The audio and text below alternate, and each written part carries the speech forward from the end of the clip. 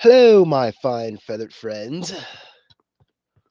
I'm sorry. As you can see, I'm seriously not feeling well. I haven't been well for the last couple of days. I'm ashamed to admit it. I ended up trying to go to work the other day, thinking that maybe I'd be a little bit over it. I didn't want to miss too many days, but I think it backfired on me. So not only do I have to take today off, I may have to take tomorrow off. So I'm not feeling well, and I need to get my mind off the ailments of this illness. So please join me, join me as I try to figure out how to.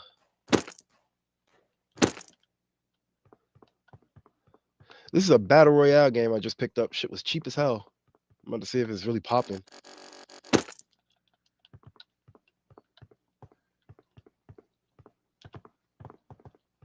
What the fuck?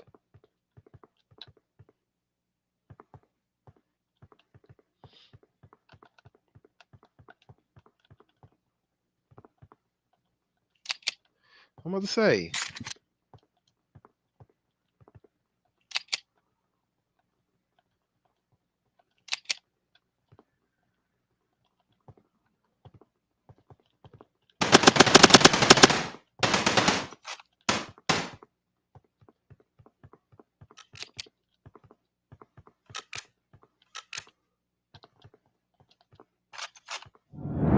Oh wow, that sucks.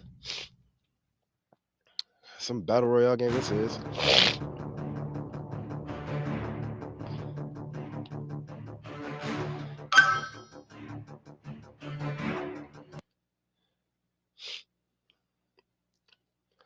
So, welcome to the Sick Saturday Marathon, guys. Sick Saturday, yes, sick. Because I am sick. Sick as a damn dog. Or as my mom like to call it, I've been barking like a fucking cow. You can hear it in my voice too, like I got congestion and stuffy nose and shit. But aside from that, I hope everybody's having a good day. I hope everybody's having a good night, a good evening. I gotta count for all the time zones because once again, as always, we got people in here from all over the world, all different time zones. Hope everybody's weekend is going good. Just bear with me while I figure this shit out.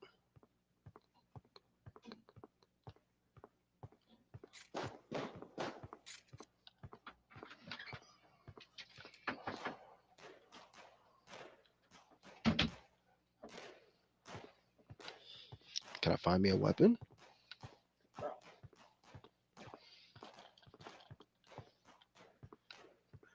No. Oh, I didn't ask for a sniper rifle. I'll take it.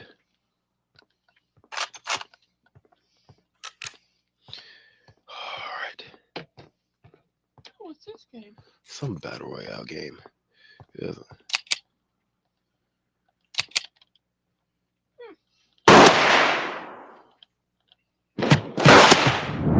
Wow. And he murked me on the first hit. That makes sense. All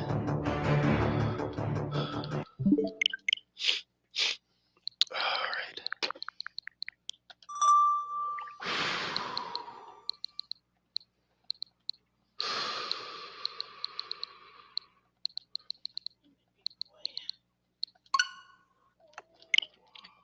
All right. Daddy. Yeah.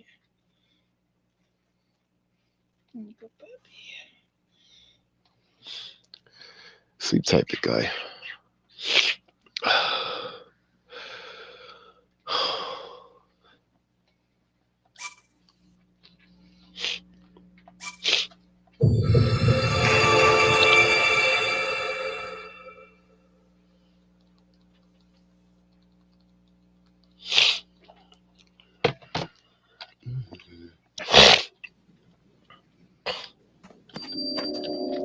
All right. Now, and for those of you who don't know, okay, so I recently got my Switch back like a month or so ago.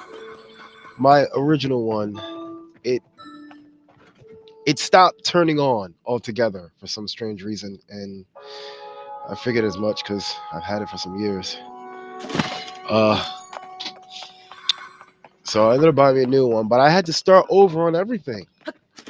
I got to start over on Pokemon Scarlet and Violet. I had to start all over on this too. As if what happened? He went.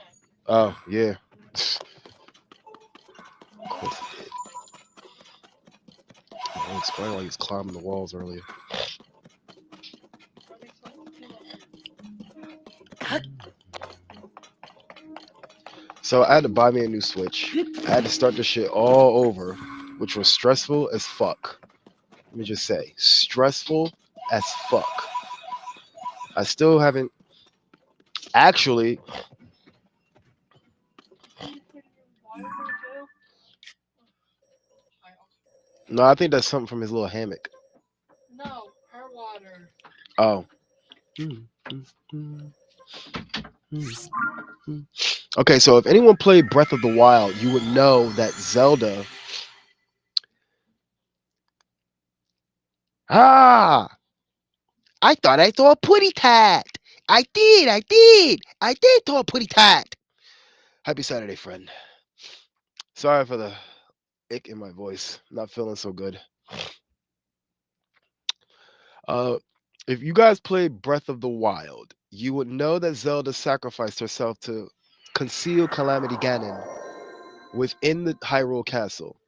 After freeing her and defeating the Calamity,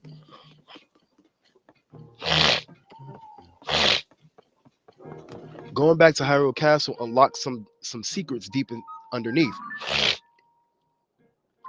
And when we went further down underneath, what did we find? An animated suspended corpse of the Demon King, who rose back to life. His gloom energy broke my sword. A secret stone it had bound to it. Zelda grabbed it and she vanished. And it took her all the way back to the early age where the kingdom of Hyrule was first founded. There, she met King Rauru and his wife, a priestess named Sonia. And the story goes like this. This is what is known as the Great Upheaval.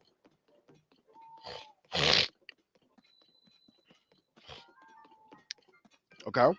So,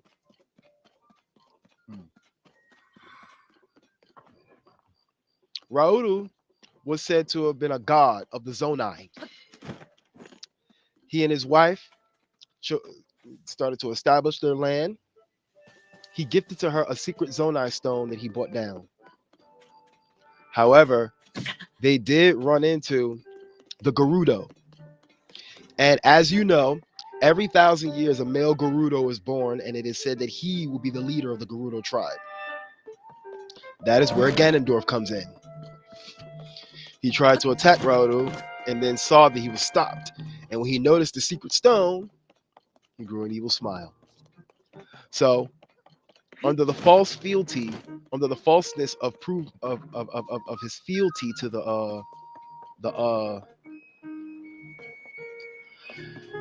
under his pledging false fealty to the king, but the king knew he was suspicious.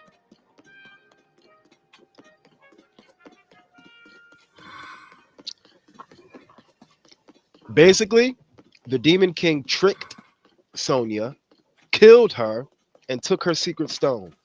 And with its secret stone, he used its power to transform into what is known as the Demon King. His forces swept all over Hyrule. And so, the leaders, the chosen exceptional warriors of each land, one from the Zora, one from the Rito, one from the Gorons, and one from the Gerudo. Rauru, after being told by them that they will follow him and fight with him, he gave them each a Zonai stone and declared them all sages. And together, Rauru, his sister Mineru, the four sages, and Princess Zelda herself who was transported back there. They all faced down the Demon King. However, his power proved too great. They were too late, and he had already gotten too powerful. And Raudu, who felt fully responsible for this ordeal, sacrificed himself to seal away the Demon King. And he told him, because Zelda told him about a warrior of her time. He told him, listen, a young warrior wielding a very powerful sword will be here to strike your ass down. His name is Link. Remember that fucking name. And that is where he comes in. Unfortunately, Raudu died. And Sonia, she was too wounded. And so, for some strange reason, my broken sword was transported back in time to Zelda. And she realized what she had to do.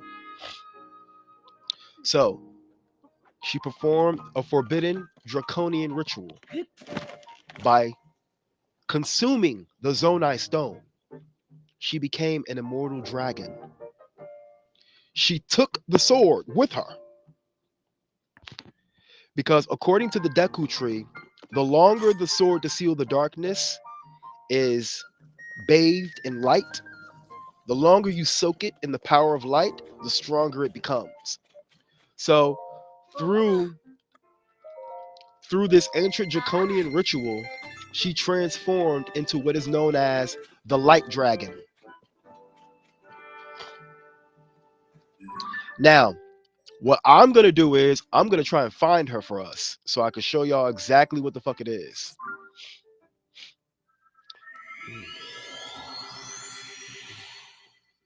So I'm gonna I'm gonna try and find her so I can show y'all.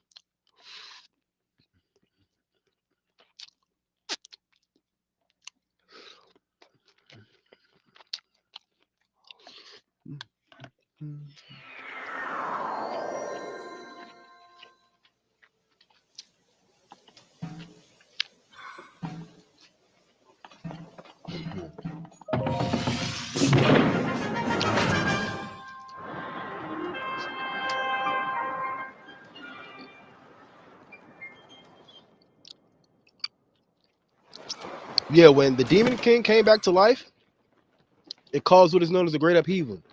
A lot of these sky islands started appearing out of nowhere, and the depths down below. So here's my problem with this game. I'm getting too many vibes of the different Zelda games. On one hand, flying in the sky like this, I'm thinking Skyward Sword. I'm thinking Skyward Sword. But then, hold on. God, Jesus. So when I'm flying through the, here's my problem with this game.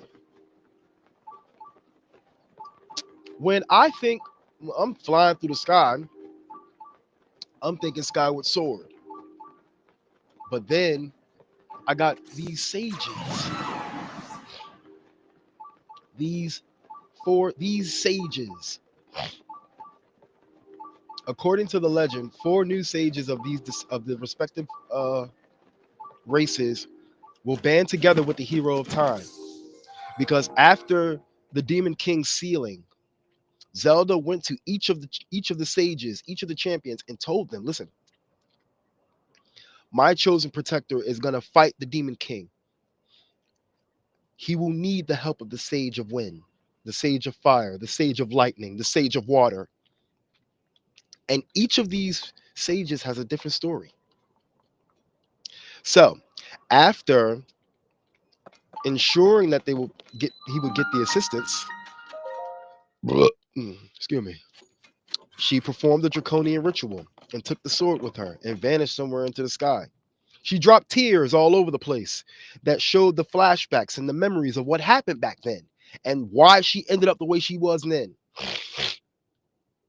Now, of course, I got my sword back from her, See, I didn't have to go to the Korok Forest. The Korok Forest was infected by the gloom too. Now, for the stories of each one of these sages,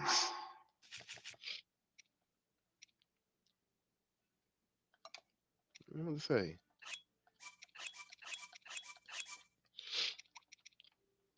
First was Tulin, the sage of wind. Where he at? Tulin is the son of Tiba. Tulin is the son of Tiba. Tiba in Breath of the Wild helped us to appease the divine beast Va Meadow. He was supposedly the next greatest archer aside from Rivali, who was the last champion of the Rito.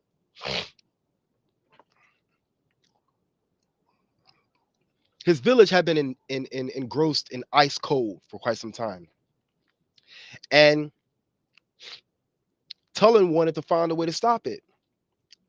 He was he very hard headed. He was always quick to run into action. He didn't think he needed anybody's help.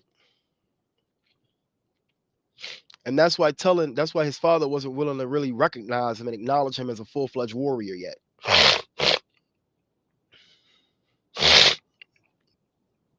However, to solve the issue of the code in his village revolved around some kid's lullaby. And so we went into the sky and we found what?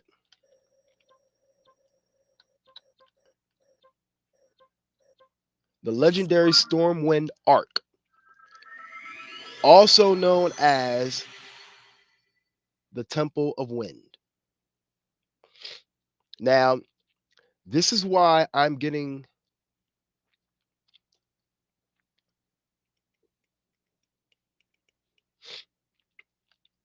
it's a massive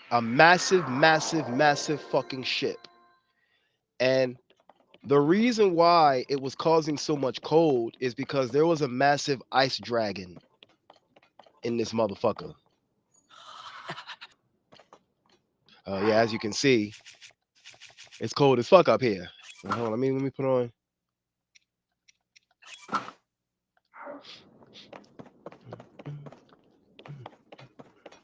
I had to do these temples were puzzles. Okay, let me just say that. Fucking puzzles. Fucking mind wrenching, man. Oh. And as if the puzzles weren't bad enough, it was beating the bosses at the end that was even worse. But when we did, Tulin noticed the secret Zonai stone that was here. He took it.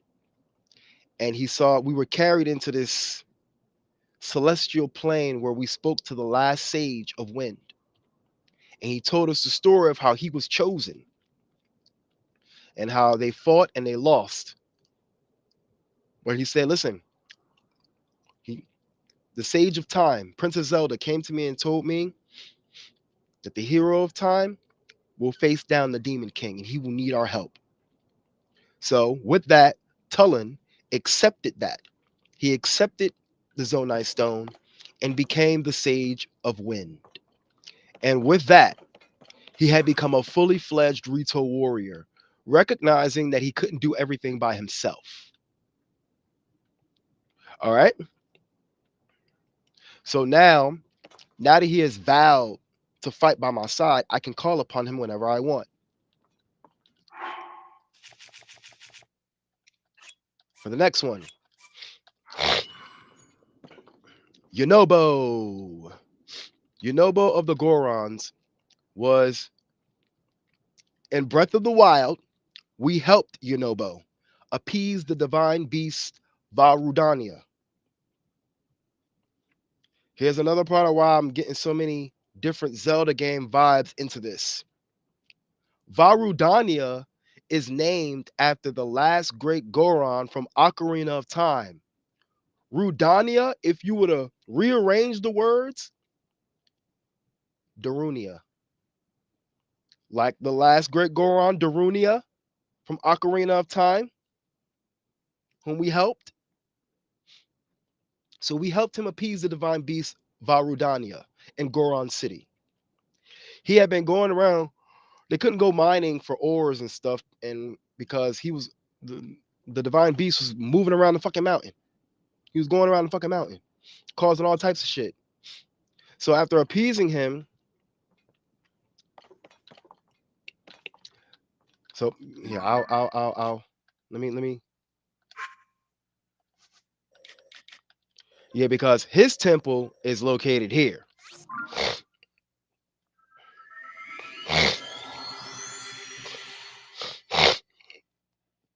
Now in this game, he and his people were like mesmerized by this marbled rock roast. And he had this mask on that Zelda gave him that kept him under her thrall. After breaking it, we went into this temple. We the ball again, puzzle, man, fucking puzzle, man. Fucking puzzle.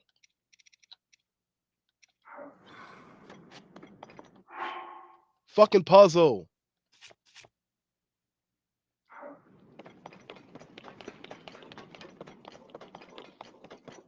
All that marbled rock roast was coming from this big ass marbled rock roast arachnid looking motherfucker.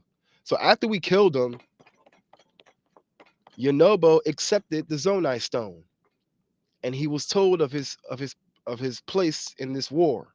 So he accepted it, and he became the Sage of Fire. And now he can follow me around in corporeal form. On to the next one.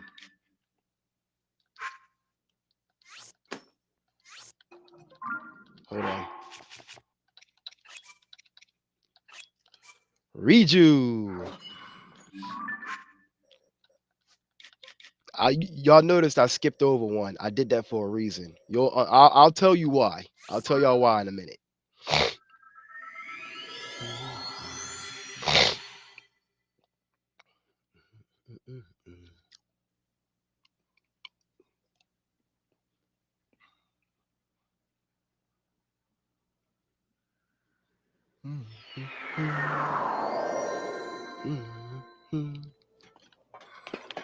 This is the room of ascension. When we connected the 4 lightning conduits, it rolls us up there to fight the boss. Now, Riju is the daughter of Lady Urbosa. Lady Urbosa in Breath of the Wild was one of the champions who perished during the Great Calamity.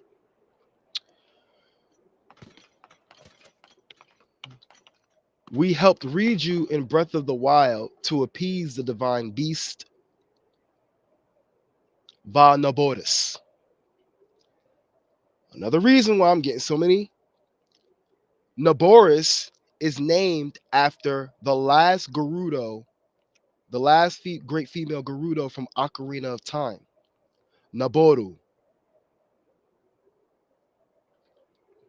Like, this is why I'm getting so many different games of this mixed into one.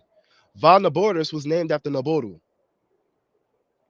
So after helping her to appease the divine beast, she was still a kid at the time.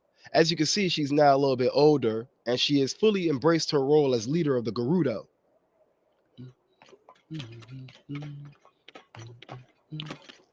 Um, yeah. So around this time, whoever this motherfucker was sending out monsters that couldn't be harmed by anything, by any physical attacks in its current state. But if struck with a well-placed lightning strike, see that? Everyone has a different power that I can call upon. I just got to give it a minute for it to recharge after using it. But in her case, I could just cancel it. They will be rendered vulnerable and able to be defeated. So, what did I do? That's what we did. We took them on. We freed the Gerudo village because they all had to go underneath in order to escape what was going on outside. So she found the Zonai stone. She accepted it. As you can see, it's on her ear. Everyone has a Zonai stone. It's on a different location on their body. Tullen has it on his leg. Yunobo has it on his waist, like a belt. She has it on her ear, like an earring. She accepted her role as the Sage of Lightning, and now I can call upon her at any time. Mineru. Now, this is where things get very interesting.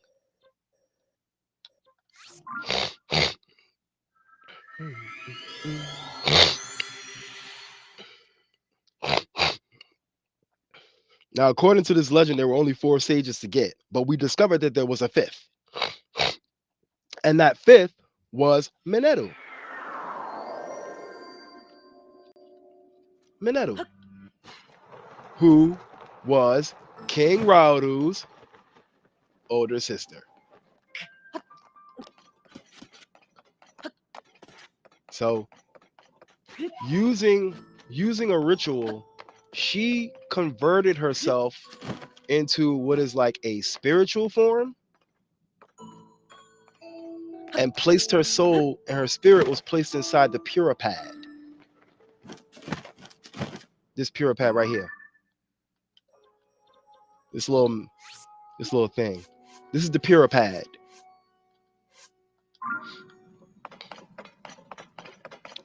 This is Mineru. Now we had to find all the tablets loitering around all over the place. And we had to discover that the Zelda we saw going around was really a puppet by the Demon King. So when we found that out and we were able to go through, down here, we had to put Mineru together. See, it had been over thousands and thousands and thousands of years of her living. Her body was no longer even existed, but her spirit still remained. Her spirit is now within this construct. You see that? That Zonai stone is the stone of spirit. After defeating a unfinished construct of hers, she had a construct a long time ago, but didn't finish it. But the Demon King possessed it. And so with her help, we defeated it. And then she told us what happened about what Zelda ended up doing. So Mineru is the Sage of Spirit. She made it clear to Zelda, I'm going to do everything I can to help y'all. And so here she is.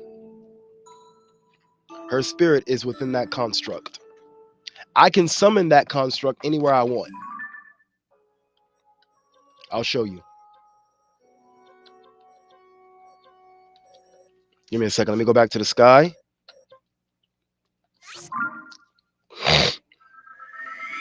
She told us that Zelda sacrificed herself to restore power to this blade that I have now. So, what's cooking? Good looking. Hello, boo boo. So good to see you. What's going on? Good looking. Gosh. This is Mineru, the Sage of Spirit. She is a construct, but she can fight alongside us, and we can actually ride on her. Her 2 arms, I can fuse them with any object to give her some attack strength. I can put like a blunt object so she can attack close range. I can give her like a ranged object so she can shoot people. And on her back, I could put like a rocket or something, or a fan, boost her movement. Use the fan to boost her movement. I could use the rocket to like boost her jump height. This is like the Zonai energy.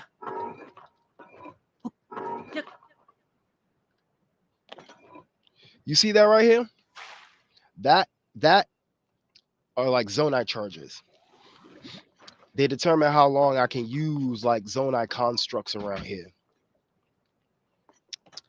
So she no longer exists as a Zonai, but she exists as this. And according to her, she's going to stay down there in the Spirit Temple, refining this construct until it's ready for the final confrontation with the Demon King. And last but not least, and this was my favorite part of the game. Sidon. Prince Sidon. In Breath of the Wild, he helped us to appease the divine beast Varuta, which, Ocarina of Time, Princess Ruto. In Breath of the Wild, his younger sister, Mifa, who had an awesome healing power and was the champion of the Zora, lost her life during the Great Calamity. He had been blaming himself for that every day. He felt that it was his fault that he wasn't strong enough to protect her. His father blamed himself. The entire kingdom blamed Link because they felt it was his fault. They blamed the Hylians.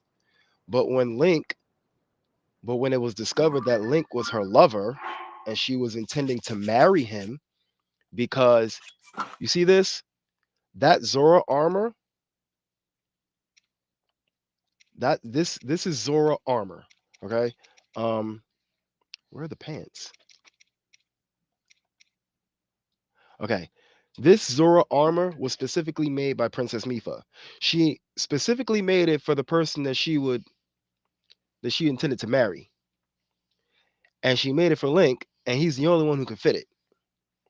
So after realizing that maybe he might not be such a bad person, they said, "Fine, can you help us appease that divine beast?" Say no more. So with him and Prince Sidon, they did. Now he's a lot older, a lot wiser, and he had a fiance at the time when I came back around. His domain had been doused in this strange sludge, this nasty sludge that affected all the Zora. And he had been at the center point where all the water flowed to Zora's domain, trying to filter the sludge away from the clean water so that his people will be all right. But his fiance realized that he was doing that really out of fear. He had been so scared of losing her ever since he lost his sister. That girl really talked some sense into him. And so together, he and I came up here to this Sage Temple of Water. And it turned out we had to release these 5 faucets to douse all the sludge away, but it revealed this little bitty little thing. This motherfucker spraying sludge all over the place. We beat him. Took me a couple of times though, pissing me the fuck off.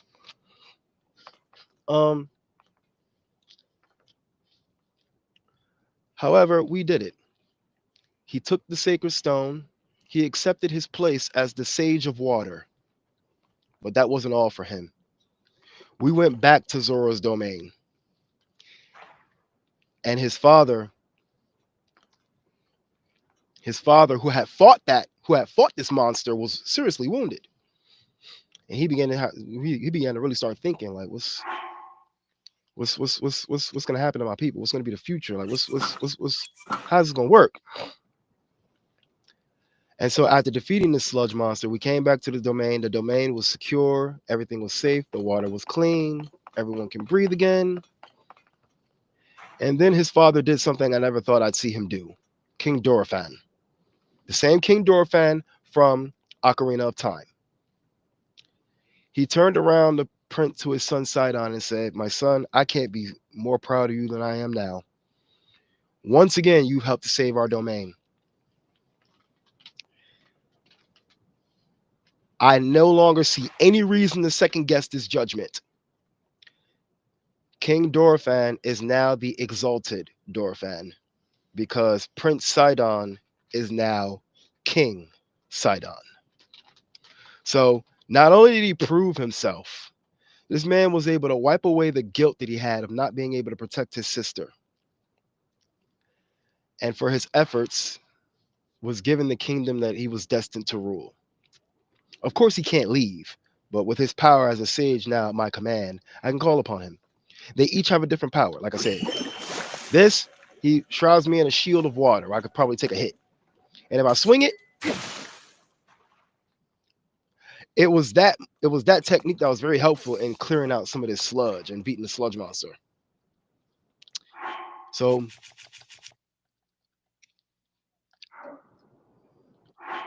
so these 5 sages now all fight by my side. But again, the reason why I'm getting so much from it is because in Ocarina of Time, you had to go to the different temples, right? And defeat the bosses and get the power of the sages. So either this is Skyward Sword and Ocarina of Time mixed together, maybe. I don't know. But what I do know is that I have all 5 sages on my side. Now the next best thing would have been to find the Master Sword, but I say I found that already. Unlike Breath of the Wild, I didn't need 13 hearts because the sword was not located in Korok Forest this time. The sword was located on Princess Zelda's head. Remember when I said she had performed the Forbidden Draconian ritual to become an immortal dragon? Now, what I'm going to do is I'm going to go find her so I can show y'all.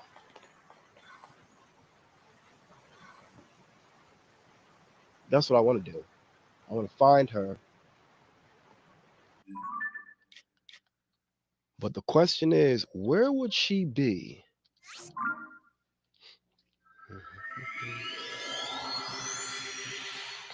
That's the question. Where would she be? Like,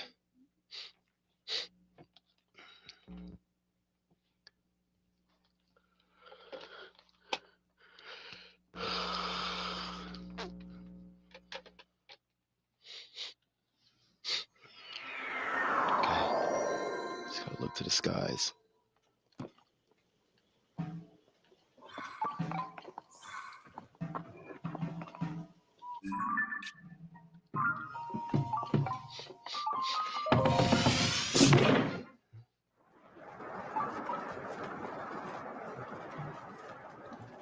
I don't think I ever went inside that sphere yet. I'm gonna have to when I get the chance. Now, bear in mind, friends, there are. Wait. There she is, guys. She's over Goron's. She's over the. She's near the Goron's area. Goron City. Perfect. Come on.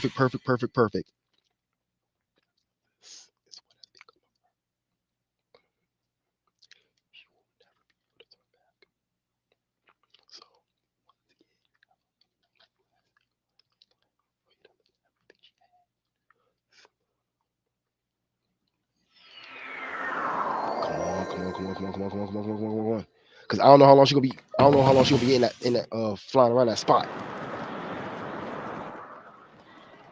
You see that dragon right there? That's a fire dragon. There are many different dragons flying around.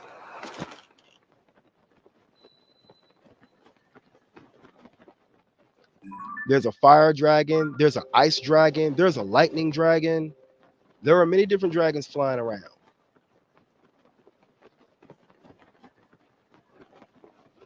Oh, come on. Where is he? Where is she? I just saw her. Yo, Rocket Boy. What's good, bro? I'm trying to find Princess Zelda right now so I can show y'all what has become of her.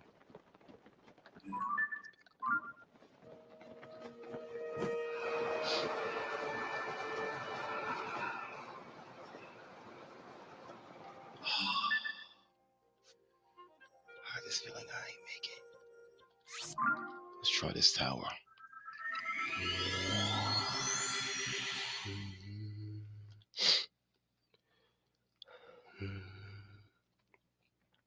I'm sorry. I'm sure you probably heard my voice. I'm still sick as a damn dog. I'm getting there slowly but surely, but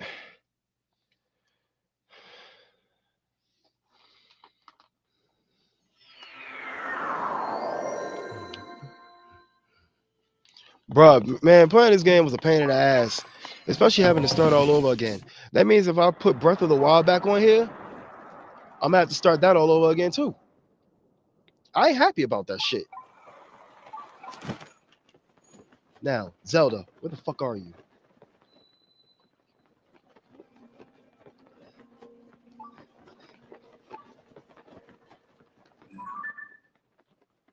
That would be the Ice Dragon. Yeah, that's the Ice Dragon. What? Because my SD card they wouldn't allow me to put all my data from my SD card on it,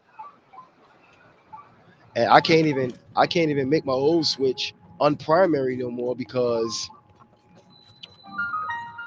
it won't turn on. I can't unprioritize it.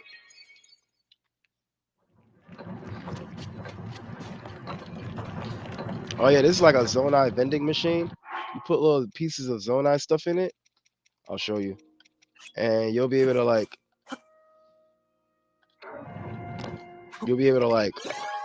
get little stuff you could use to make constructs. Yo, the creations that I've seen some of these people make on this game is fucking crazy. Somebody made a whole ass Megazord with laser turrets mounted all over. He's just going around shooting shit up. Like, one made a whole ass platform.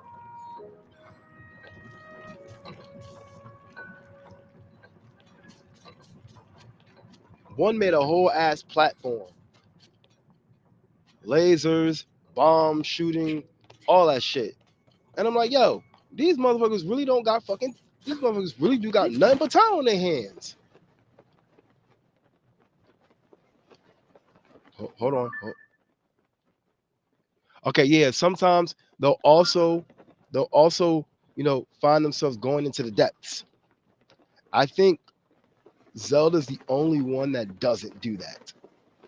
But I have to find her. So I want to find her so I can show y'all what became of her. I want y'all to see her in her dragon form.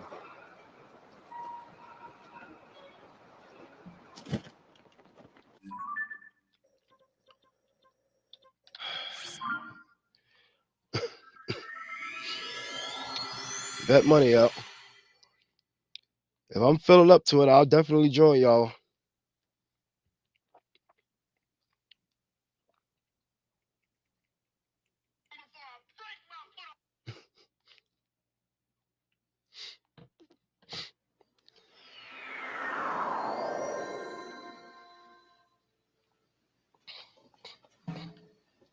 Now,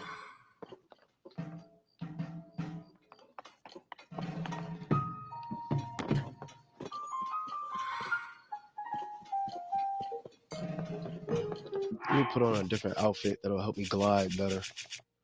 Yeah, different outfits as always. A lot of these outfits, some of these mystery outfits, like zero, the zero deity, the fierce deity outfit. I didn't have to use an amiibo for that this time. All I had to do was find it. And the Master Cycle Zero. I went through all that bullshit in the DLC of Breath of the Wild to get this motherfucker. And now you mean to tell me they don't have it in this game? I'm pissed. Like, in order to get that gravity cycle, I had to defeat a greater challenge of the scourges that control the divine beasts. A stronger version of them in order to like upgrade my divine beast power. Faster recharge rate. That's what it was. Yeah, let me show you how one of these dragons look like, y'all.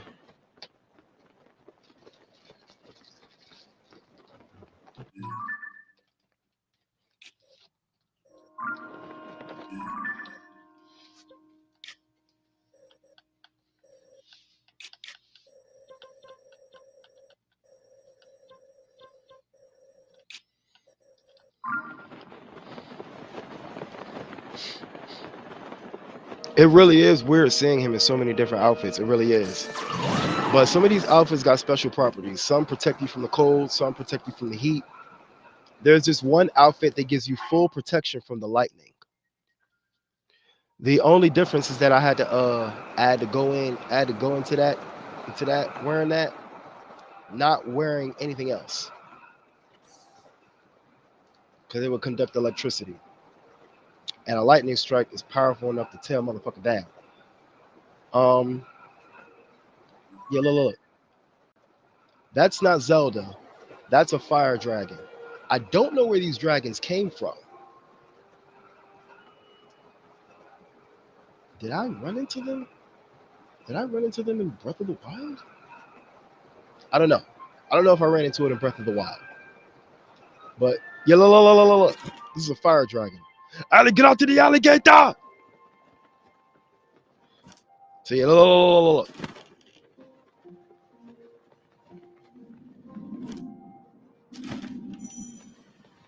The air itself burns. Look at that. Even wearing that outfit alone won't do it for me. I'd have to put like a fire resistance elixir in order to in order to withstand that heat. I'd have to get like a couple of fire elixirs if I want to go up there and get some of those fire scales. Yeah, what she said, Allie. Working hard and now I'm sick as a dog. So against my better judgment, I have to take time off.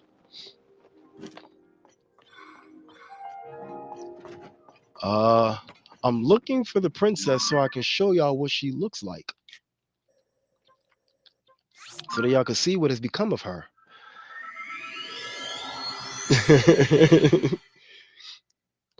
I'm sorry for the hiatus. I'm sorry.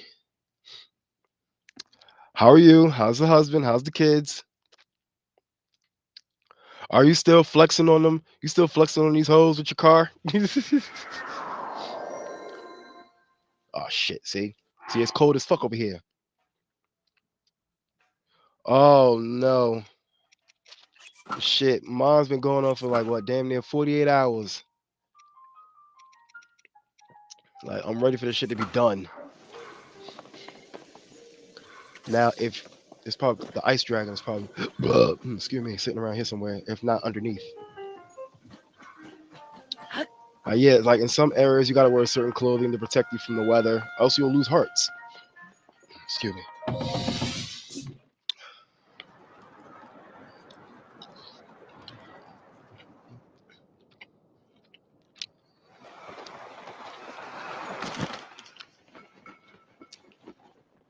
All right.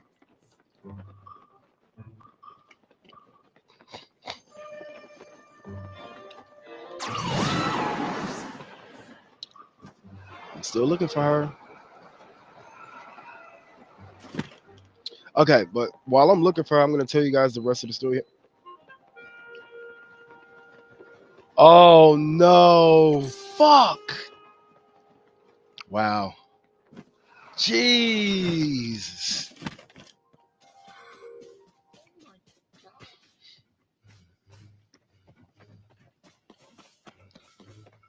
What she decided to get drunk off her ass for?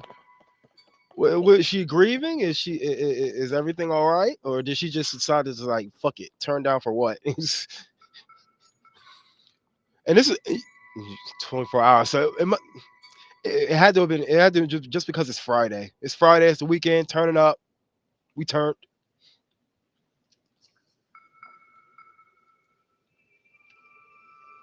Ah,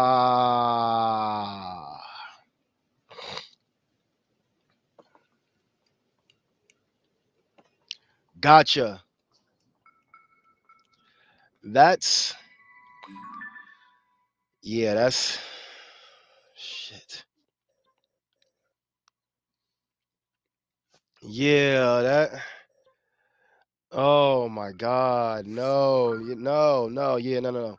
She need like a caregiver, or she need to be on a 24-hour care or something. Or put her in a home where people will look after her because, yeah, dealing with the loss of somebody is hard, and especially since she's probably been with him for I don't know how long. Like, and if she's old, then yeah, they probably been together for years, decades. So, I to an extent, I can understand how she feels. When you've been with somebody all your life and all of a sudden you lose them, Oh, huh. And she likes to drink. And she's not beat for going into a home where they won't let her drink. Oh, Jesus. Fuck, man. What does your husband have to say about this? That's what I'm curious about. 30 plus year, yeah. That's a I to an extent I can understand her pain. That's a different type of hurt. Cause it's like he's been my life for 30 plus years and now he's not here no more. How do I go on? Like what? Oh my God. Let me guess. The husband isn't willing to let me guess. The husband is trying to be a voice of reason, I'm guessing. Shit. Yeah, no. When parents get involved, when parents somehow get into the mix of things, gotcha, gotcha, gotcha. So the problem is he can't draw that line yet. And to an extent, I can understand because that's his mother. But you are right. That is her mother. That is his mother, not his wife. And and see, this is the problem that I have with a lot of parents in the world. They think that we owe them the obligation.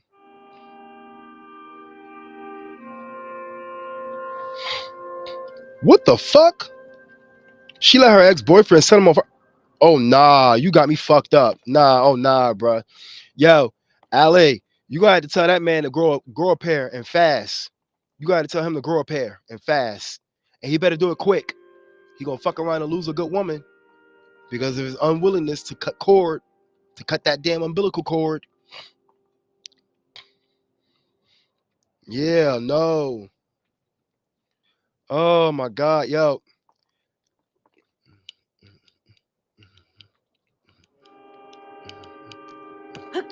This is my problem when it comes to parenting. Oh my, yeah, it's a lot of concerns. Yeah, like, and there's no telling how he's gonna take it. Chances are he probably two of them have to deal with her, but the rest have to deal with him. Jesus, Ali. Now, don't get me wrong.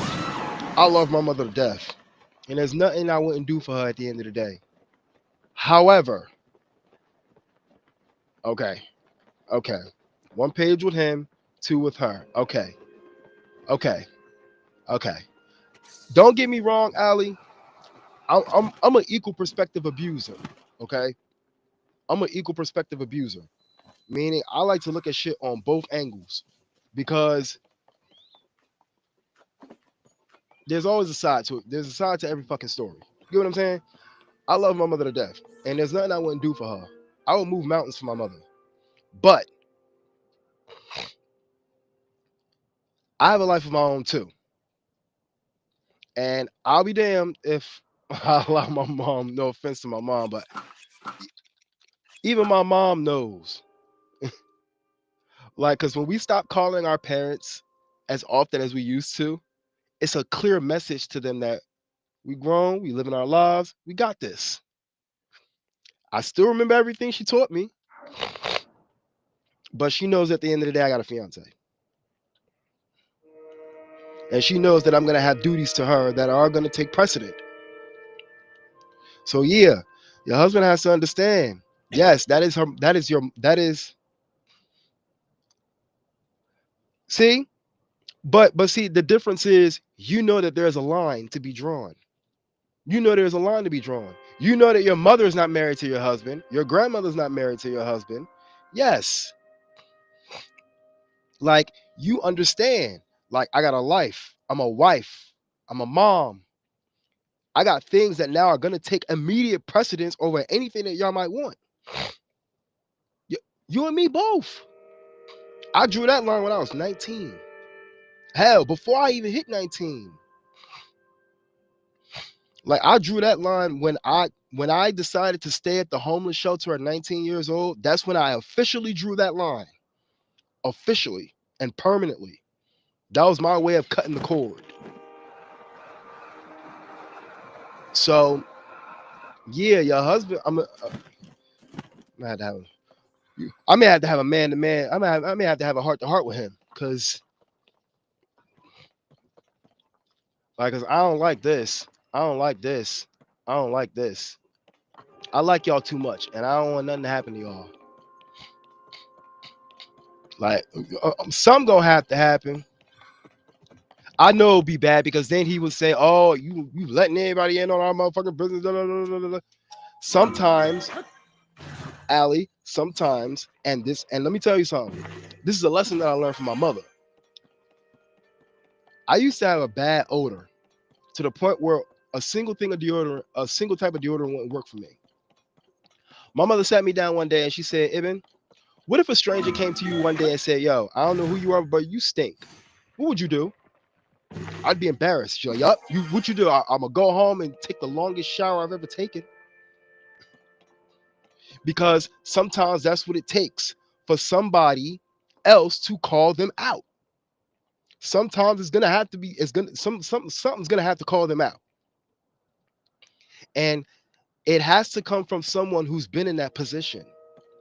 I was in that position. And there was a point I was in that position.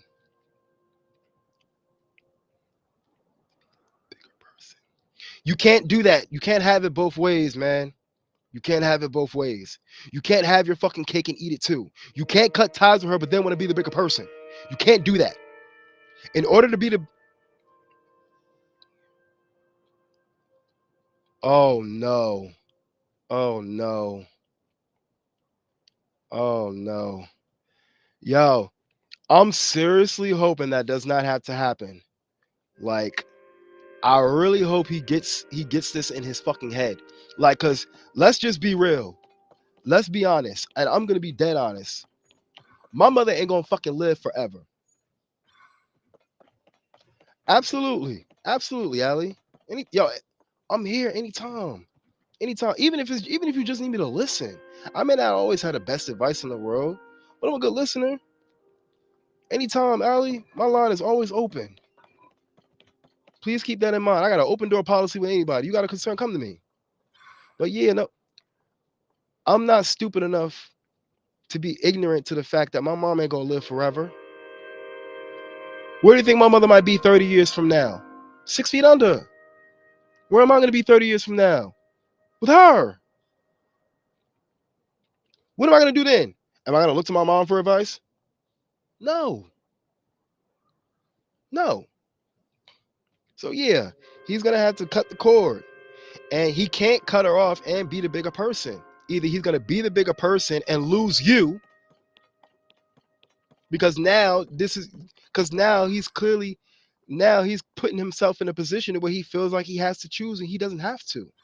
There is no choice to be made when it comes to this. You are a grown ass man. Oh nah, no, no, no, no, no, no, no, no, no, no. So I'm hoping for his sake he gets his act together. And I really hope he does. Because he could lose on an awesome ass woman. And do you know what that would do to the kids? Like, no, no, no. Mm-mm. And see, this is one of the biggest causes of marital problems. The parents seem to think, and it pisses me off when parents think that they still got control over their kids even though they married and living their own fucking lives. I hate that shit. I hate it with a passion. That's why when I moved out into the homeless shelter, I vowed never to go back to my mother's house because I never wanted to live under those kind of conditions ever again. Never, never, ever, ever. I couldn't, because how am I supposed to be a man with have my own woman, have my own thing going if I'm still looking for mommy's approval? If I'm still looking for mom's approval to have a fucking life, if I'm looking for mom's approval to be a married man to a woman, if I'm looking for mom's approval to be a father to a kid of my own, what does that say about me? That says cowardice, and I am no coward. Like, I And I honestly think I really did prove that to my mother one day when I chose my wife over my mother. And my mother and I didn't talk for a whole year after that. But it was a line that I knew it had to be drawn. I couldn't keep picking and choosing between my wife and my mother. I had to make a decision. I don't, I don't, I don't, I don't even like the man versus woman concept. I don't even like that shit. Like, I think the way I see it, we should be in this shit together, not divided, especially not divided over our parents. Like, I, I don't know. He's gonna have to learn to draw that line. And the reality is, Allie, and I'm gonna be dead ass with you, since you know I'll never mince my words with no motherfucking body. He's got a decision to make: his mother or his wife and his kids. And let me tell you something.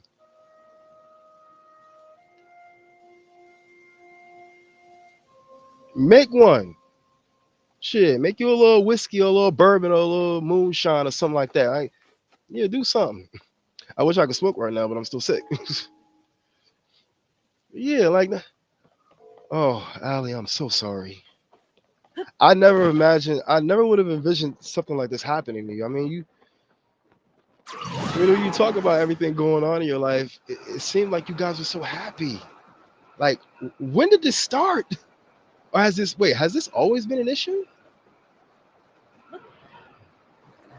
This sounds like, for y'all to be in therapy, for you to have 3 pages worth of shit to get off your chest, this sounds like it's been a reoccurring thing. This really does sound like it's been a reoccurring thing. And because for you to be at the point where your guys are now in therapy and you're even considering the possibility of moving out of your stable home into a violent ass area tells me this has been going on for quite some time and you're at your breaking point. I'm really hoping it doesn't take for her to leave for him to get that, but maybe that's what it might take, Allie. Maybe you may have to show him what he stands to lose if he's not willing to defend you. Because y'all are married. Like, he took vows. Y'all took vows. Forsaking all others. People don't seem to understand that when you say forsaking all others, they don't mean just forsaking yourself to sleeping with someone else. Forsaking yourself from all other moral obligations. Your biggest obligations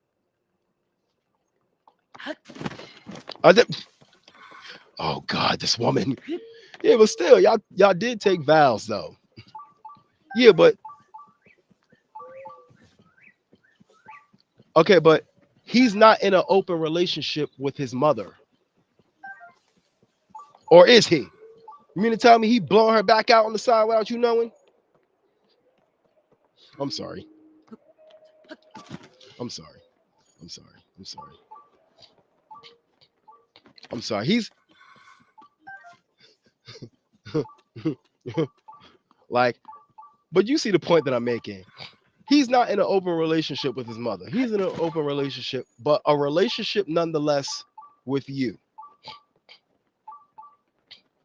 Like, after our parents raise us, we don't owe them anything except doing well, showing them that what they taught us did not go in vain, showing them that what they did for us was not for nothing. Yeah, no, that was me really talking. That was me really talking. Oh, fuck. The blood moon is here. So after defeating Koga of the Yiga clan, we found out the Demon King is somewhere underneath Hyrule Castle in the deepest depths. I still haven't found it yet. That's gonna take a minute.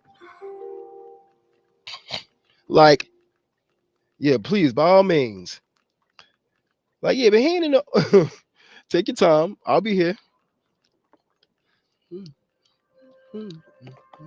But chat, let me explain something to y'all, man. When you're a parent, You owe your children the best of you. When they grow up, they don't owe you a fucking thing except to show you, excuse me, that their teachings were not in vain, that everything they tried to instill in us was not for nothing.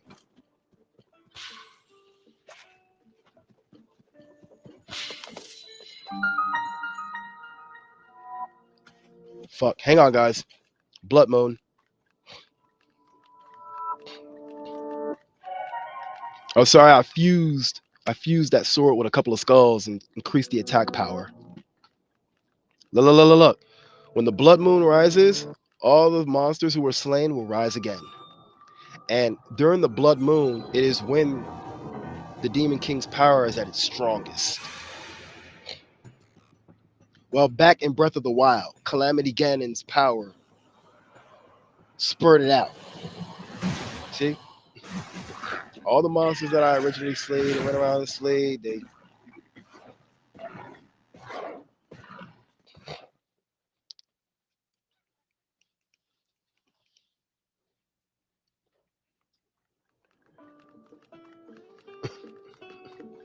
you know what I mean?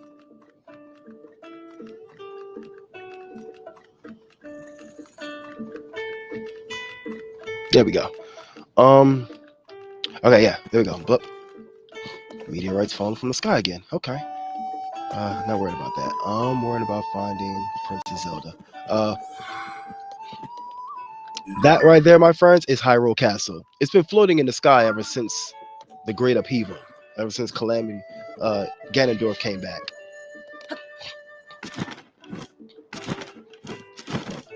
Another stable.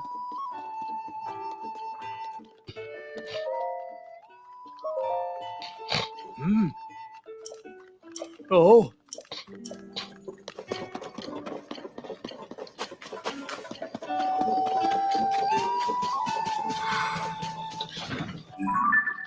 All right. I guess I'll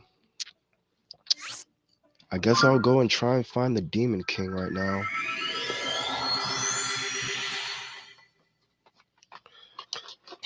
I guess maybe if I can do that.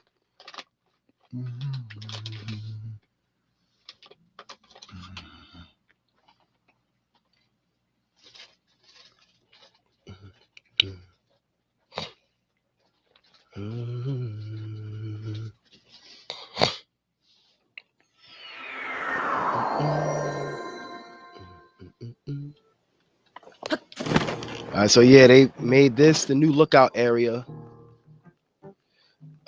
Kakariko Village was hit during some of the shit.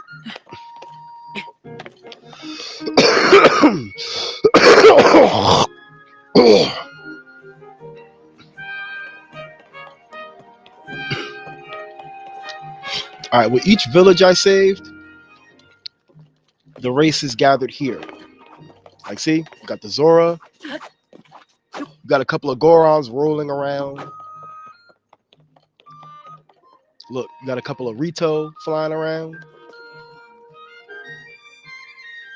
Look.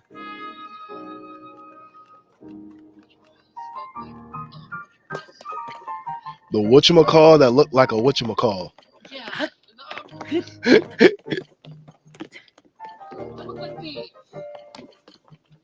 Yeah, we still got some on them, I think. Okay. Yeah, so each race came in to help us. I got some of the Gerudo. Right away. Funny how you had to do that in order for me to figure it out.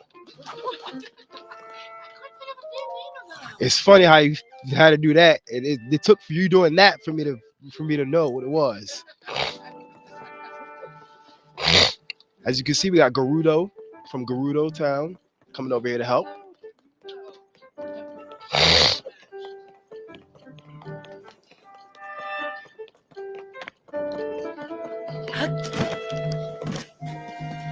Yeah, see, got a couple of Gorons rolling around.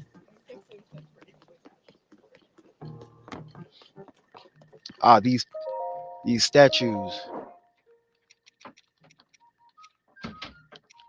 See, I can collect these souls and get these kind of things. Those dark clumps will give you resistance against the gloom. All right, now let's go.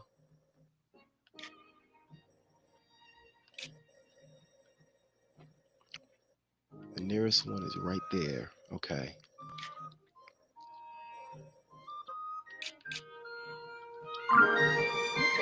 Uh,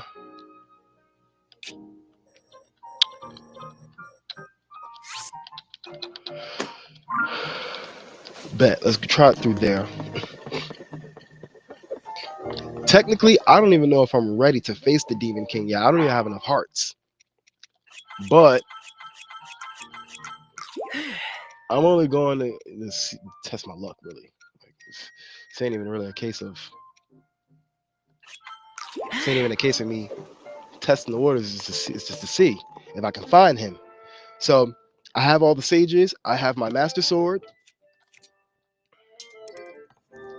All I got to do now is find the Demon King and defeat him. I'm still gonna try and find the princess for us, so I can show y'all what she looks like. But better yet, I might just show y'all the cutscene where it shows what became of her.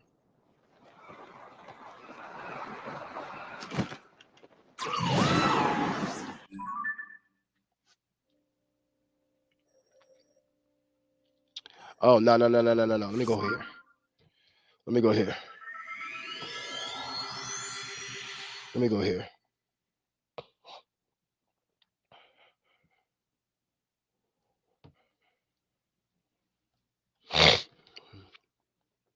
I hope everybody's enjoying the marathon so far. I will be moving over to another game soon. Trust and believe that.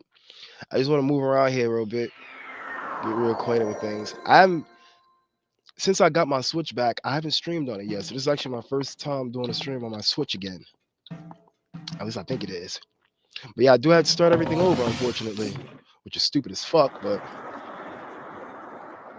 ooh, Allie, what the fuck? What the fuck is that?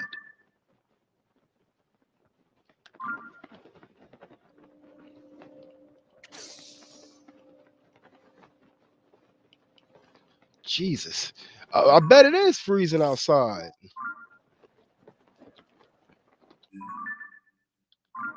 Cold as balls out that motherfucker.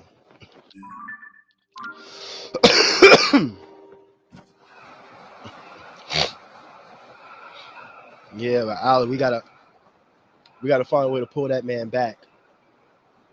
Honestly, I think losing you would hurt him more. You're an awesome ass person, Allie, and you don't deserve to be put second to his mother. Like, because from the way you're telling me this, I don't think you've ever once put your father in front of him. Maybe when it came to him asking for your hand in marriage, maybe when it came to him asking for his blessing to be with you, maybe. But sometimes we gotta show people. We gotta show them, because the saying is still true. Sometimes you don't know how good you got it until you ain't got it no more. That saying still holds fucking weight. You understand me?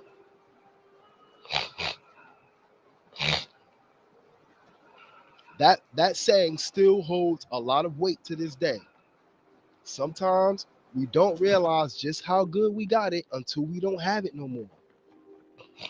Maybe he'll realize just how good he had it with you when he sees that he's in danger of losing you. But if it's been going on for 6 months and he still hasn't recognized that, that's a problem, Allie. And for your own sanity, you may have to walk away. For your own sanity. First of all, I care too much about my friends to see them suffer like that. And I'll be damned if I see one of my friends suffer because a homeboy ain't willing to cut the cord from his mommy.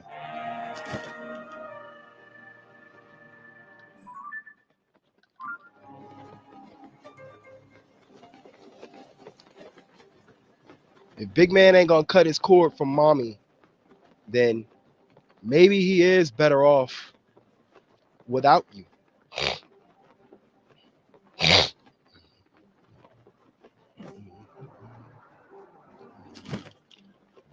And that's perfectly understandable. However, you can't fight this battle by yourself. He needs to stand by your side. And if he's not willing to stand with you, like I can understand that. Don't give up without a fight because that way you'll know. You'll be able to say it to yourself in your heart, in your soul, in your being. I tried my best. It didn't work, but I tried.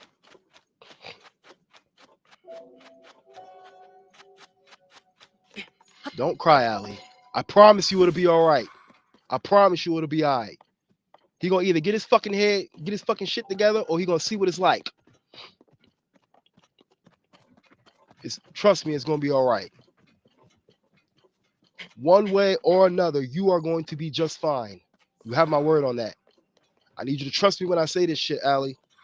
I've been married twice.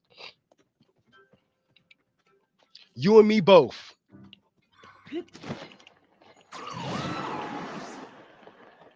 Then let it out, Allie. Let it out. There's nothing wrong with it. It's only about a couple of years ago I've learned to finally start letting it out. I've been holding it in for years.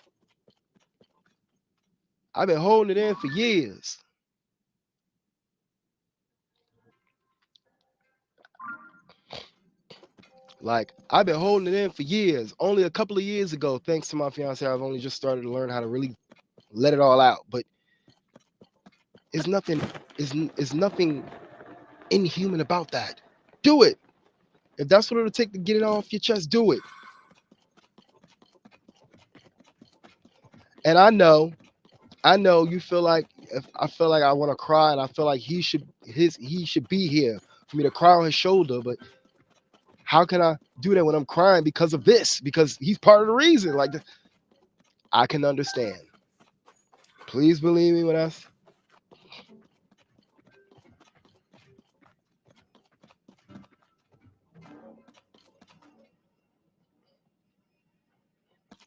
Oh, I know you may not be able to respond right away. You're busy. You're a mom. You got jobs to do. You got a job to do. You got priorities and shit.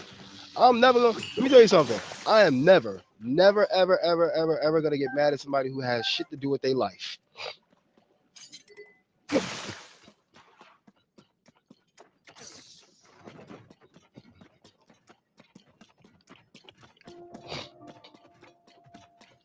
Because let's be clear, you're still a good-looking woman.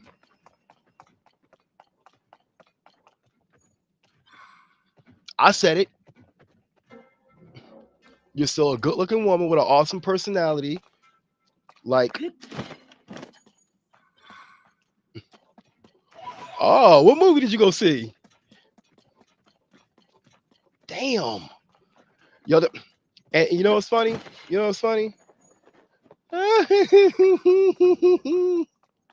Yes, sir. Them teenage years, man. Them teenage years. Oh, Lord have mercy. Yeah, like, yeah. If you see when we break up with people and we see them, when we break up with people and then we see them from a different perspective, they look better. Yeah, see? You're a fucking teacher. Come on. You're the lady with the alligator purse. I still remember that damn book. You're still my favorite lady with the alligator purse. I sure do remember. Like you are still Alligator the alligator. You are still my favorite lady with the alligator purse. I still remember that book. Don't ask how I remember that shit.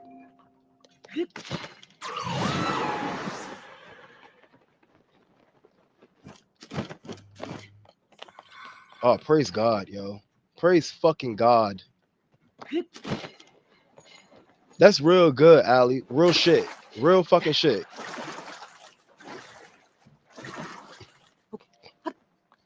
A lot of cases with kids fall through the cracks all the time because kids are scared.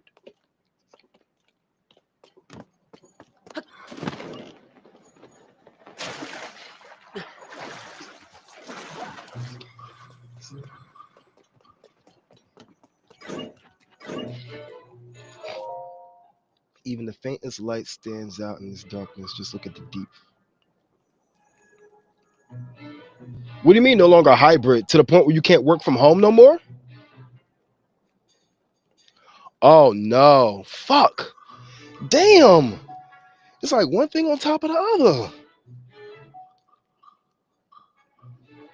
First of all, I would tell your husband, if you really concerned about mom, you go over there and clean up after her. That's first.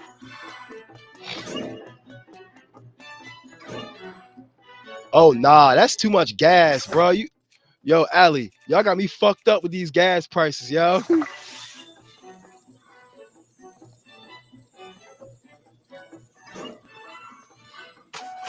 Oh,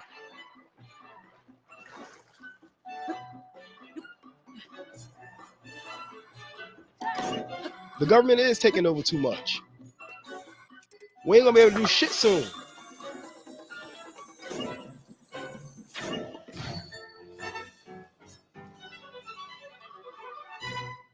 Just one? Where did the other one?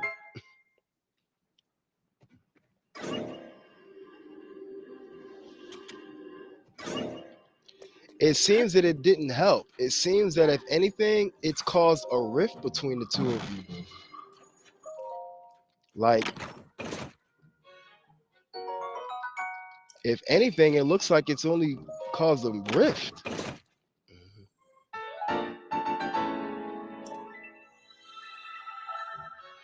A fishing trawler?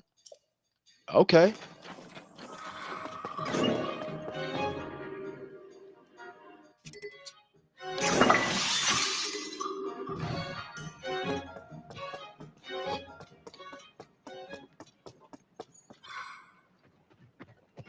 Yeah, no. It sounds like it sounds like it sounds like you it sounds like this ordeal has only made things worse. Like, I don't first of all, I don't like the idea of having to clean up somebody else's shit. Except for babies. Babies, kids, perfectly understandable. Hell yeah, I love good news. Let's hear it. Hit me with the shit, yo. Drop it like it's hot. Drop it like it's hot. Hit me with it. I love good news. So this is the depths. We are underneath. And it's a whole network down here. A lot of areas I haven't even brightened up yet.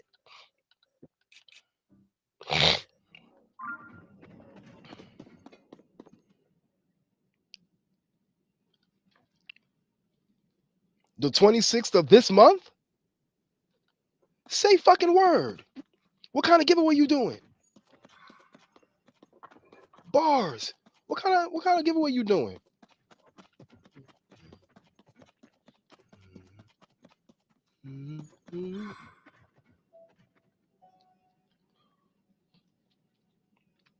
Hang on, cuz.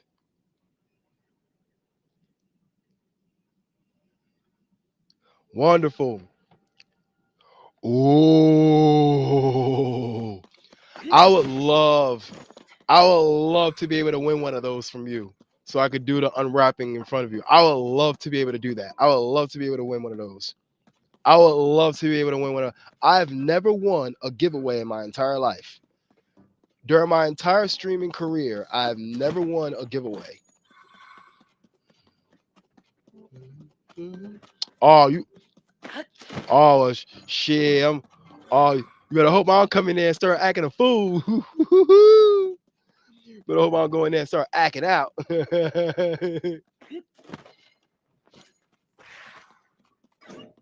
What the fuck? Shit. God damn it. Yeah, my master sword runs out of energy periodically, so I have to wait for it to recharge.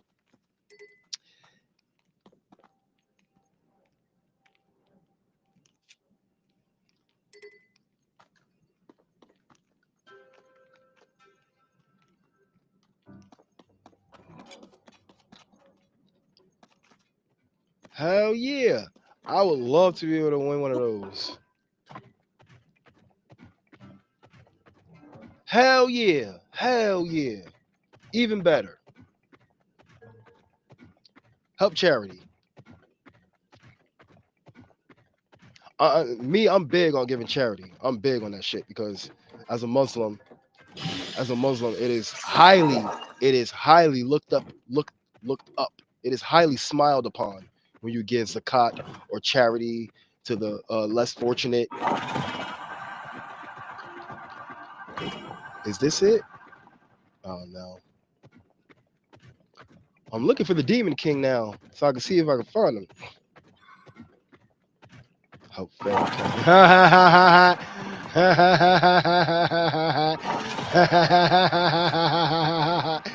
funny, funny how you mentioned cats. Considering all the fucking cats we got all over in our house. All the cats we got.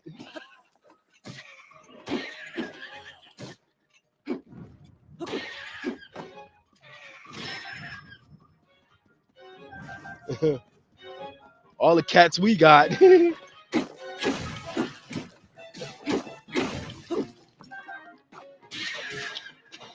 Oh, Allie.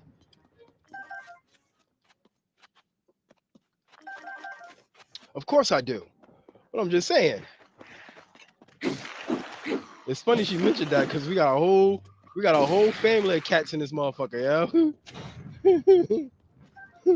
If it wasn't for the fact that we got the big ones fixed, there would probably be like several more little ones popping out. We got like what, 14 in the house now? 14, like what, 7, 8 cats in the house plus the little ones. Like, let me see, we got Tyson, we got Babs, we got Tyson, Babs, Tiger, Nala, Sweet Pea, Mrs. Freckles. That's 6. Plus Bella, that's 7. How we have 12, babe? Oh yeah, because of the and then the 4 babies that Tiger had, and plus the last remaining one that survived out of the 3 that got caught out in the rain. So yeah, that's 12. We got 12 of these motherfuckers running around the house. Well, not all of them running around the house. The little ones are in a room of their own. The bigger cats are allowed to run around. Bella, she's sitting over there. We periodically let her out, but it's kind of backfires sometimes because she doesn't get along too well with a couple of the other cats. I'm not sure which one it is. I think it's Tyson. Tyson be beefing with every fucking body in the house, yo. Like, I wish he would sit down somewhere and cut his shit.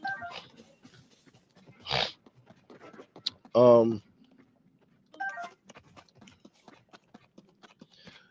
hey, and then the herd will really be on the move, like, cause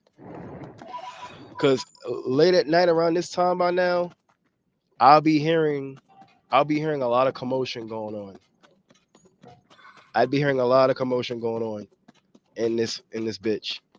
And I'll look up and I'll look to my fiance. I'm like, look, sire, the herd is on the move. Odd. I'm like, this motherfuckers is moving. Like, and they stay knocking shit over though. That's everything that pisses my mother-in-law off. Knocking shit over all the damn time.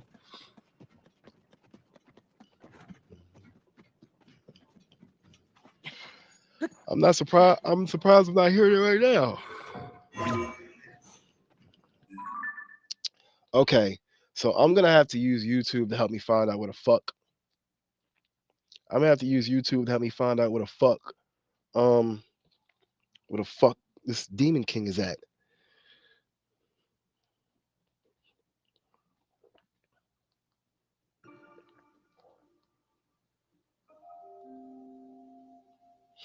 Yeah, where's the Demon King?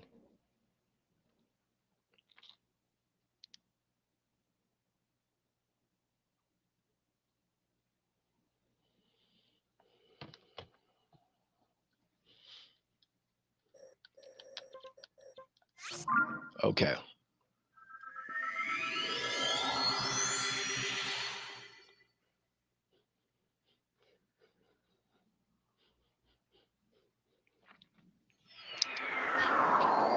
Okay, so here I am in the deepest depth of Hyrule Castle.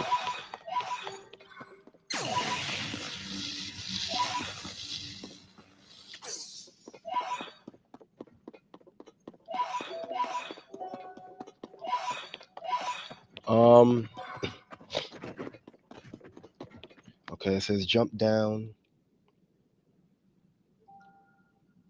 Continue diving to the bottom of the chasm.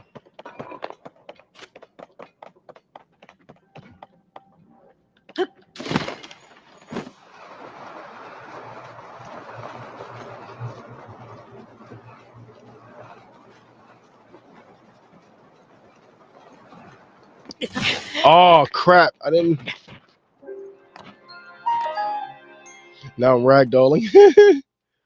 Oh god. Okay, I'm sorry. I didn't mean to do that, guys. I'm sorry. Yeah, right there at the center, dead center, right there. That's where he's at. At least that's where he's supposed to be.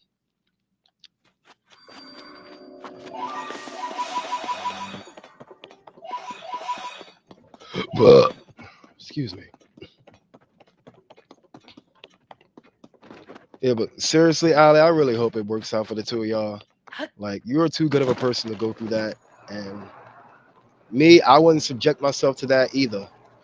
Like, my fiance knows that I wouldn't subject myself to being second to her, and my fiance wouldn't tolerate being second to nobody either, not even my own mother. She would not tolerate being second to my motherfucking mother. I can tell you that for a fact.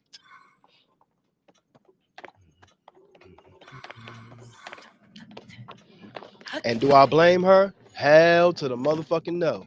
Because I'm not marrying my mother. I'm marrying her. That's why there has to be a line to be drawn. Like, and I'm not scared to draw that line no more. And it used to freak me the fuck out. I used to hate it when I felt like I had to draw that line sometimes. I used to hate it because I used to always think, what would my mother think of me? Was she thinking, man, somebody just abandoning her? But first of all, I'm I'm not even in a position to be even. I'm not even. She's not even here, so I can't even be put in that type of position. She's all the way in Richmond, Virginia right now, despite the fact that she's thinking about moving back up here to New Jersey to be close to the kids. Like, and that was a surprise to me. She moved away to get away from all this shit up here. Now the fact that she's ready to come back just to be near the kids.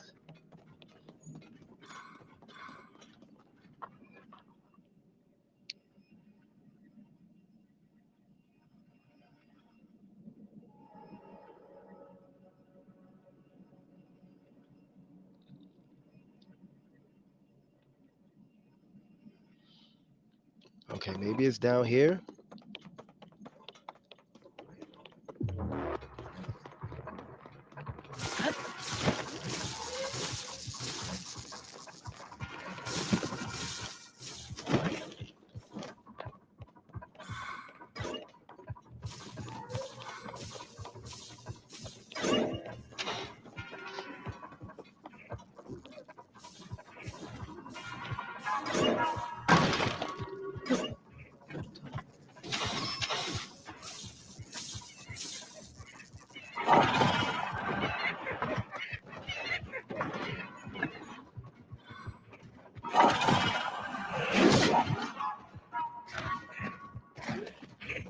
Is it here?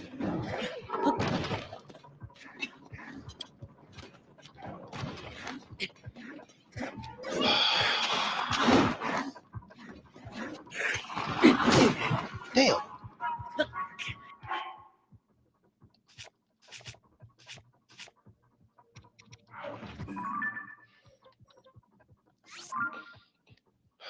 All right, I'm gonna have to.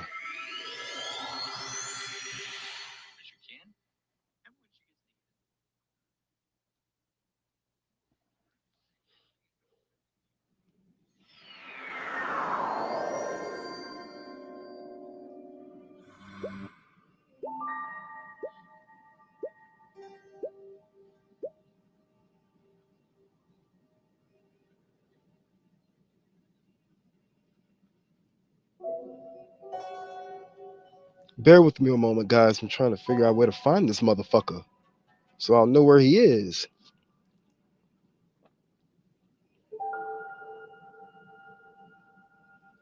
Right. Go through there.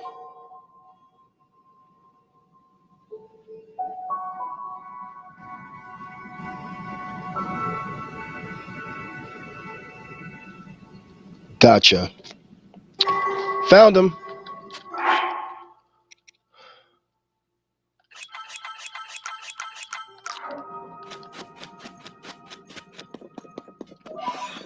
Did y'all just see that? Did y'all see the ground just shift?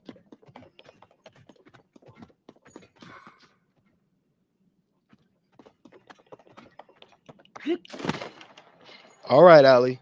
Please just keep in mind what I said, okay? And again, just like you, my line is always open as well.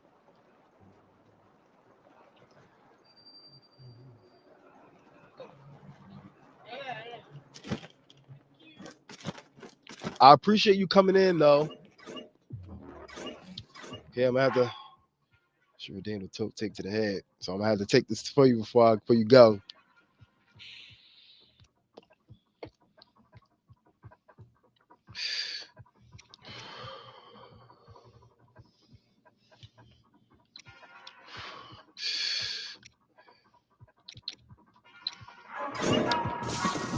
All right, babe. I think I may have found him. Ah, no.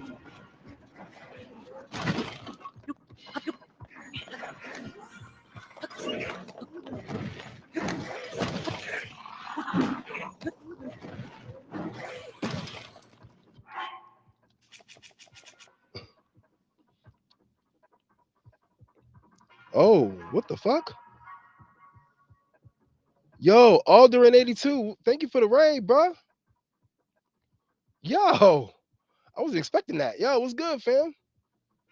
What's good, people? Welcome on in. Welcome to the 6 Saturday Marathon. I say 6 Saturday Marathon because I'm sick and I just need something to distract me. Yo, I appreciate the raid, man. Yo, it's going good, man. I'm just trying to keep my mind off the ailment, playing some Zelda. I'm about to move over to another game soon. Oh, crap.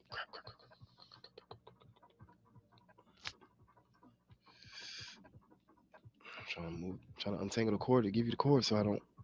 Good. 900. All right. It's going good, man.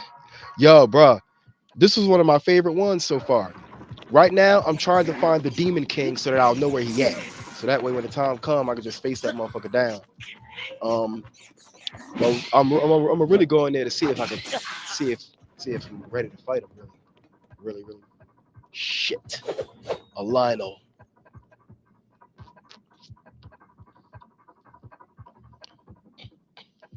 God, yo, Alder, thanks for the 10 slashes to the face, bro. I appreciate that. I need to make sure that I know. Yeah, see, I've been trying to find this motherfucker, but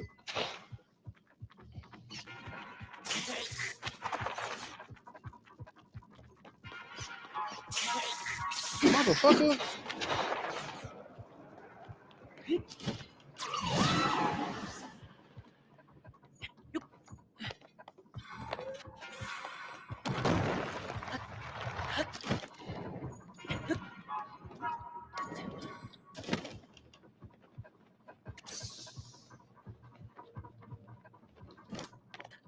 The fuck?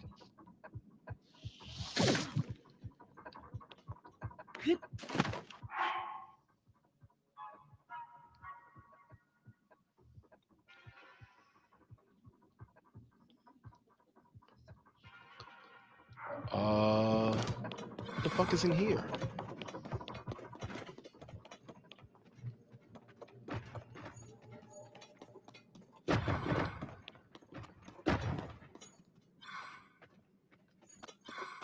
What the fuck is underneath here?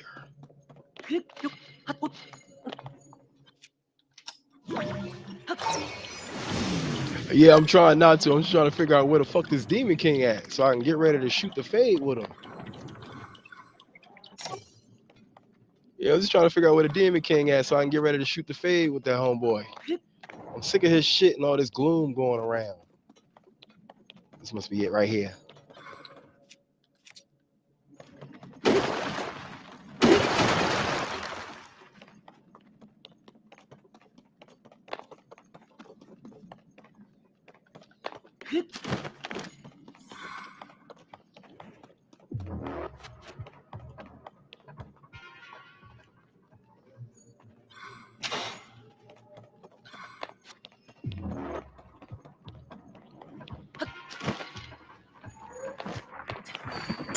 Yeah, I must definitely be going the right way now because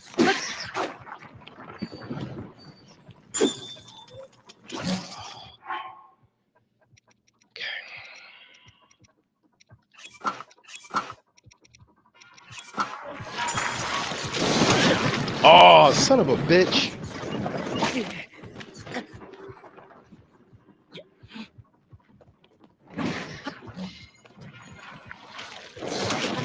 Oh, why did I do that? No, he took my shield. Oh, hell no. I done went through hell to get that Hylian shield. You better give that motherfucker back. Right the fuck now.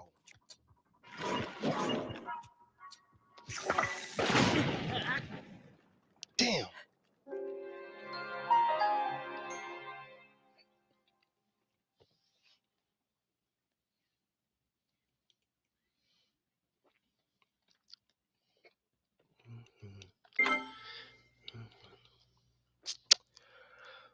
Please tell me I got my shield back.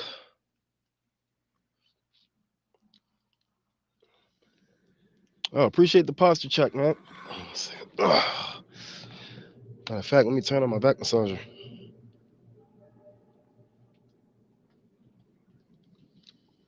I'm starting to sweat.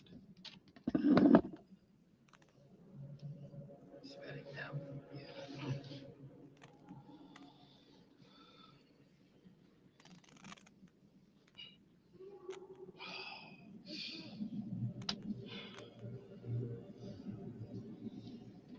It's funny because I'm wearing my Zelda shirt right now.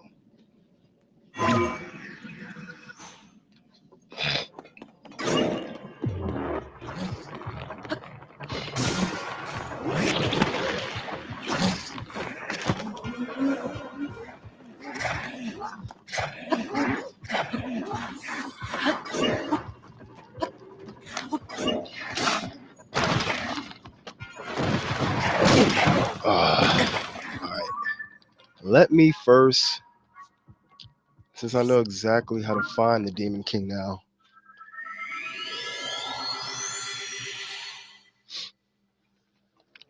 And it's funny because for the Nintendo 64 emulators, they have Ocarina of Time on here and Majora's Mask.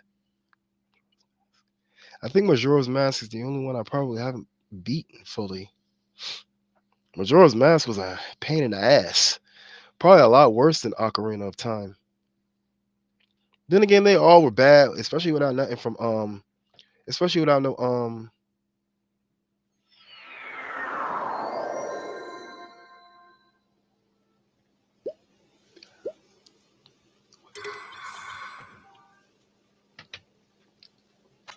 yes, my Master Sword's power has been restored.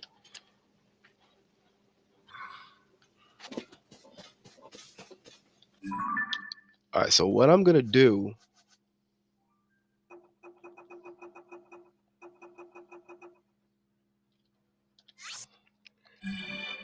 This is what became of the princess.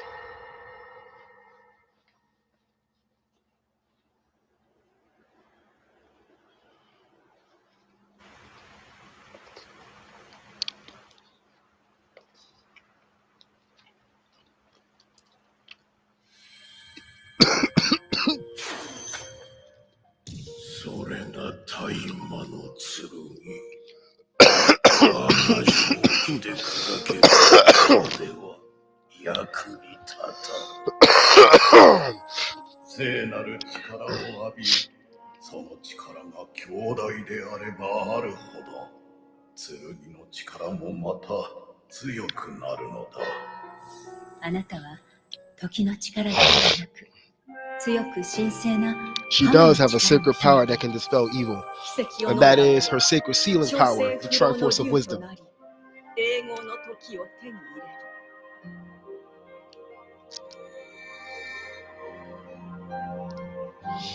That is Mineru's spirit placed into the Puripad.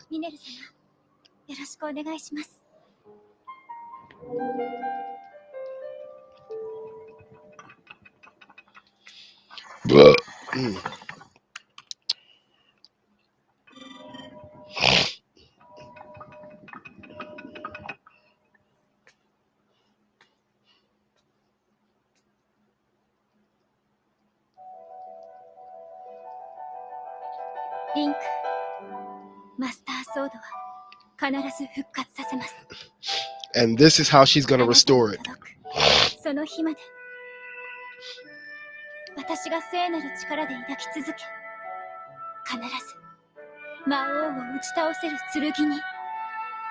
It is with that Zonai stone on her neck that she will now use to perform the Forbidden Draconian ritual. To perform this ritual is to be blessed with eternal life, but you will lose yourself, and you'll never be able to turn back.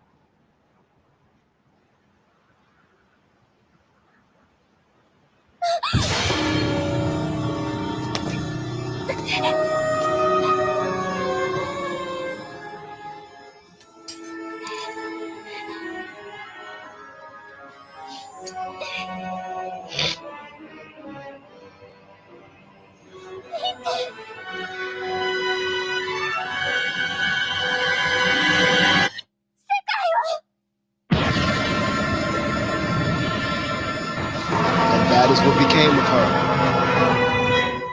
She transformed into an immortal dragon of light.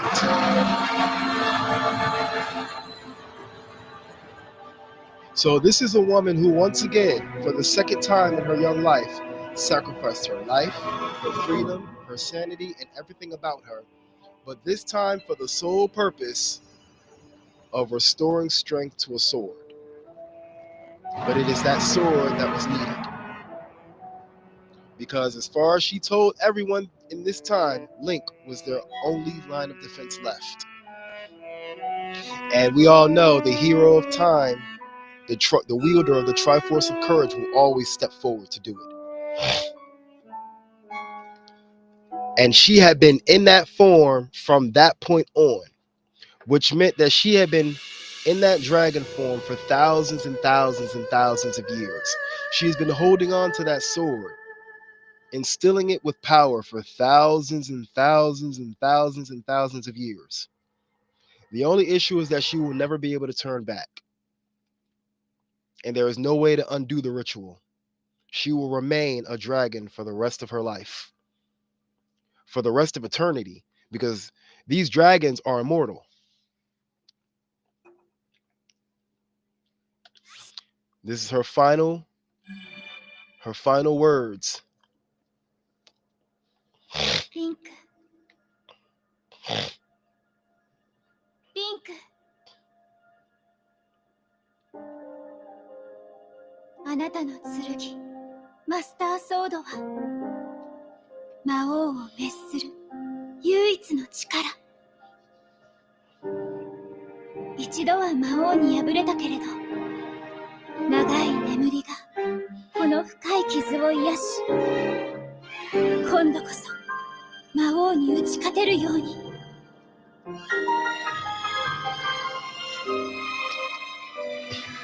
必ず新たな力を吹き込んでみせる。あなたは最後の希望。どうかこの剣が未来のあなたに届きますように。All she is hoping is that he will find that sword And I did. It was on top of the dragon's head. Now, see, unlike Korok Forest, you had to have 13 hearts in order to pull the Master Sword from off the pedestal. In this case, you needed to have 2 full bars of stamina. You have a whole 2 full bars of stamina in order to retrieve the sword. I'll show you. When I held on tight, she must have realized that it was me. We wound it up here.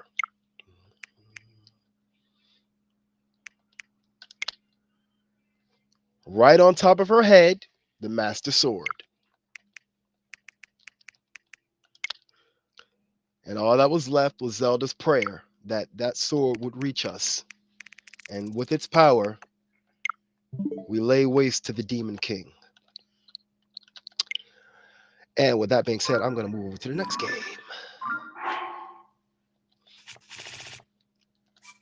Let's save it right here. Now, which game is next, though? Okay.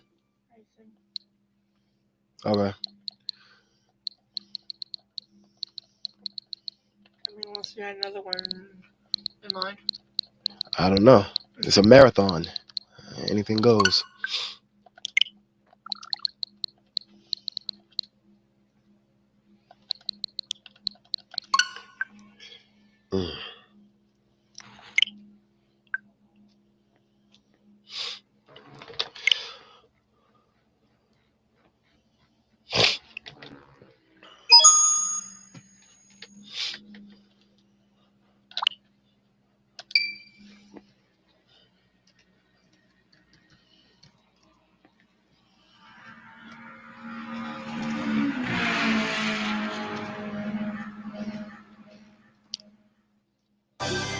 Welcome to Mario Kart.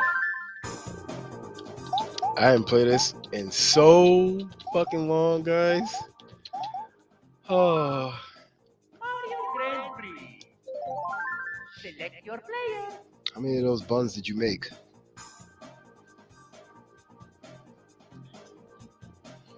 You made all 4 of them? That's fine. Select match. Babe, what did I just say? Okay, thank you.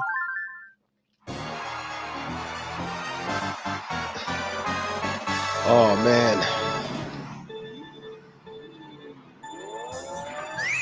What the fuck?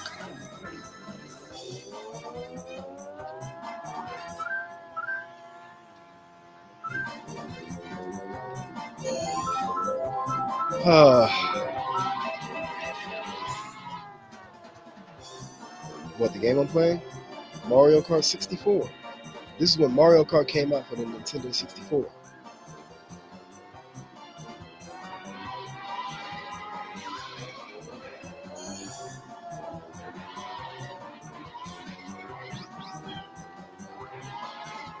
Come on, keep up, motherfuckers.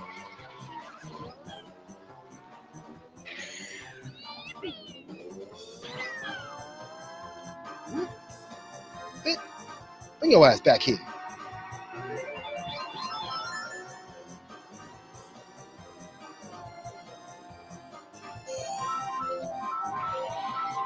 So you could use 2 items.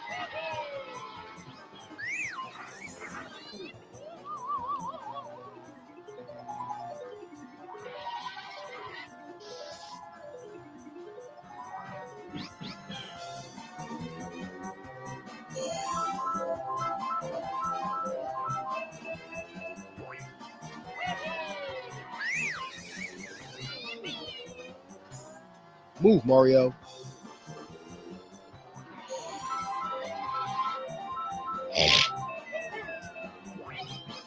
Ha! Dumb woman.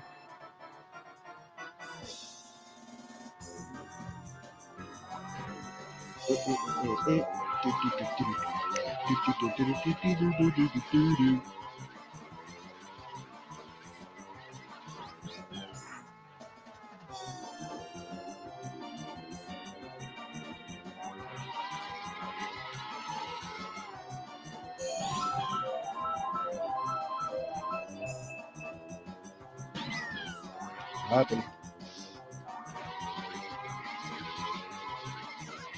Time to find another platform, babe. Instagram is always still popping.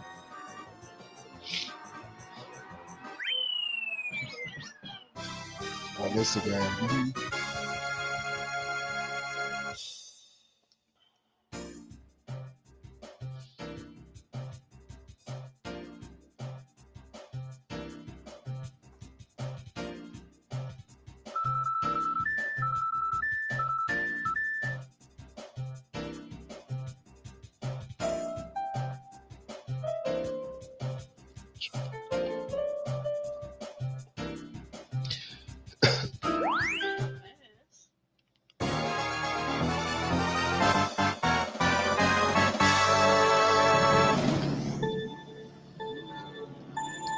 Oh.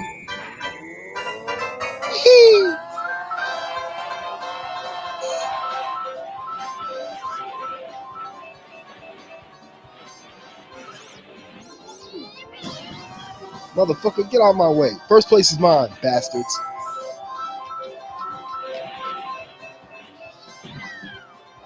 Oh, did I hit someone?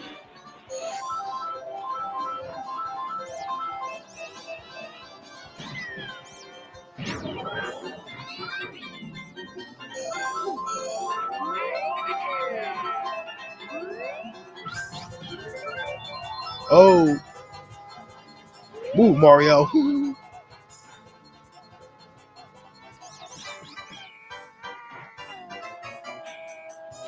Oh, bro, y'all ain't catching up.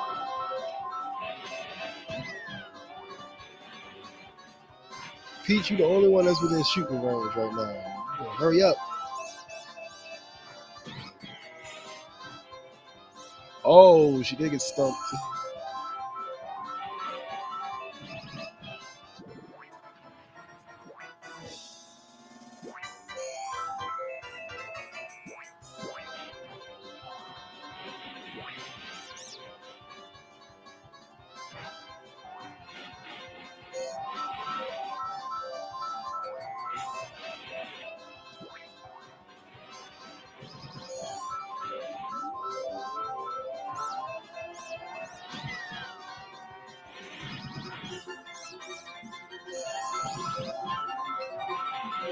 Oh, motherfuckers keep getting hit on my items.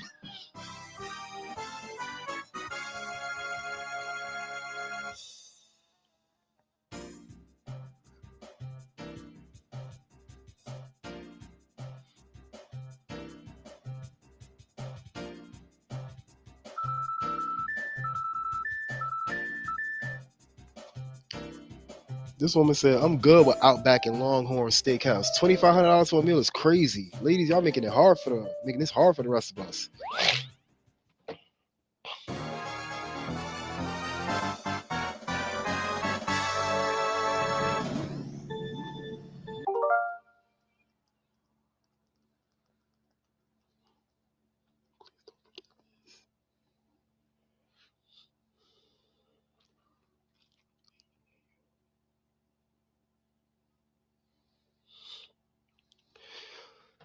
Some woman says the black guys that were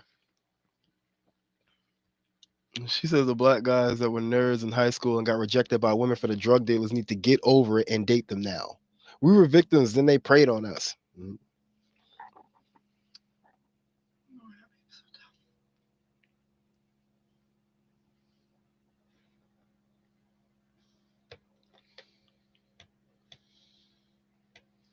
Yeah, like I ain't mad at them when they reject y'all. Let me just get into that real quick.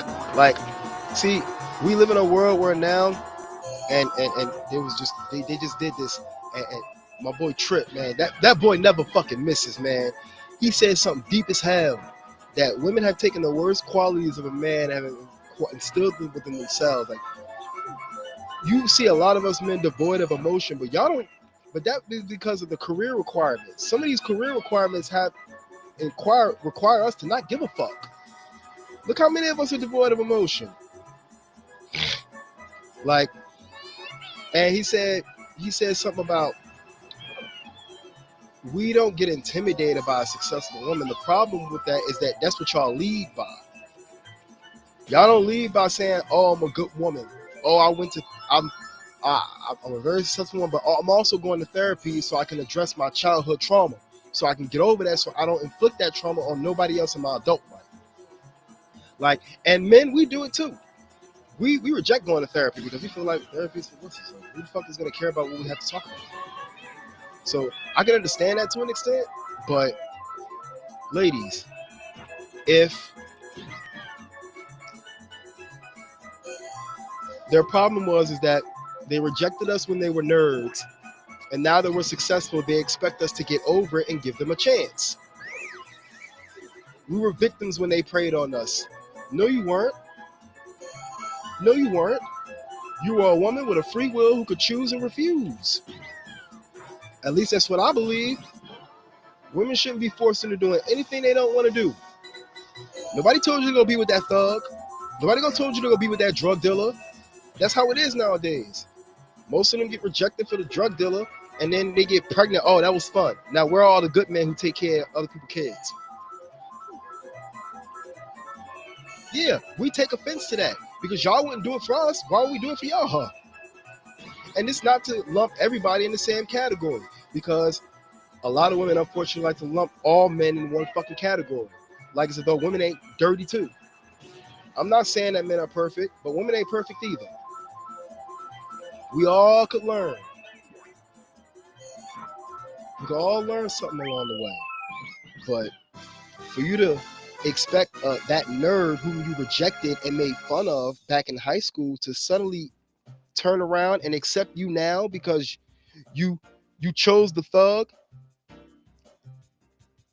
like you chose Future over Russell Wilson. So you got with Future, you got pregnant by Future. Future leaves you, and now you expect Russell Wilson to come in and bail you out. That's not how that works. My body, my choice, right? That's what y'all all say. My body, my choice. I should be able to do it how I want. Bet. My wallet, my choice. My money, my choice. My protection, my choice. My security, my choice. My provisions, my choice. My resources, my choice. My kettle of tea, time, energy, and attention, my choice. Like, let's stop sitting here acting like that it's just the men out here that's just fucking up, because it ain't. Women, y'all out here fucking up too. Y'all out here fucking up too. But we ain't ready to have that conversation yet now, are we? I wonder why. Because there's always some dumb deflection tactic of, what about the men? Okay, so let's go over to the men for a second. In order for us to get those successful ass careers to where we make over $500,000 a motherfucking year, we have to be devoid of emotion. Most of those career choices require us to not give a fuck. So y'all expect that man to take y'all, but then y'all get mad when he's devoid of emotion, of mental, emotional, a sense of self, their mental, emotional presence. Like, come on now, you can't get mad when a man you can't get mad for the nerd rejecting you after you rejected him for the thug. We're not gonna just get over it and give you a fucking chance. No, that's not how that's gonna happen. You made it clear you didn't want us. You didn't want us before. Why would we want you now? Men and women. Men, if you rejected that nerd in high school before, what the fuck will make you think she will want your ass now? She found somebody who's her fucking type. Get over it and go find somebody who's your type. Ladies, same goes for you. Stop fucking saying that men need to get over it. Get over your fucking self and figure out why you made the bad choices you made. And don't give me that whole, oh, we were young and ignorant. Nah, fuck that. Fuck that, fuck that, fuck that. Women have been going around for the last 2 years saying they can make every type of decision a man can make. So you should be able to live with the consequences too. Every choice is a consequence. Every choice is an outcome. Men, if you rejected that blonde plain Jane in high school What the fuck will make you think she would want your ass now that she's successful as hell? She's not gonna just get the fuck over it and then give you a chance. Why? Because you wanted the little fast ass girl who's quick to give it up to you and everybody else on the same floor. Ladies, if you rejected that little Steve Urkel Dexter looking nerd with the glasses on, who's always got his face buried in books, if you rejected him in high school before, he's not gonna want your ass now. Stop expecting him to get the fuck over it. He's got, see, that's the difference. See, and for men and women, it's not that we got to get over it. We just got to get over you. And after the way you reject that nerd, it makes it easier. Because what's gonna happen? We're gonna go find somebody who's our fucking type. We're not gonna get over it and give you a second fucking chance. We're gonna tell you to kick fucking rocks and go on somewhere. Go back to what you was doing. You didn't want me before when I wanted you. I don't want you now.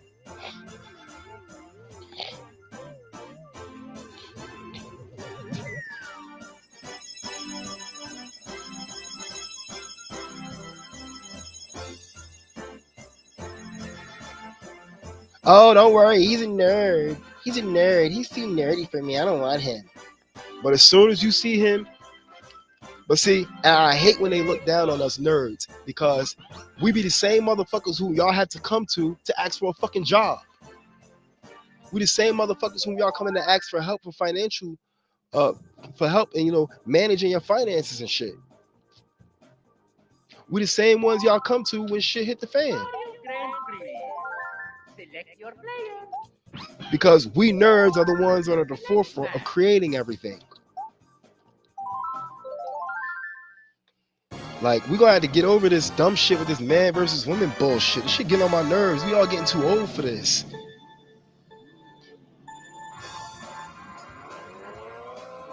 Like, and ladies, I'm not saying that this is entirely your fault. Yeah, men, we need to do better. Stop acting like a fucking thug. We need to step up and take responsibility.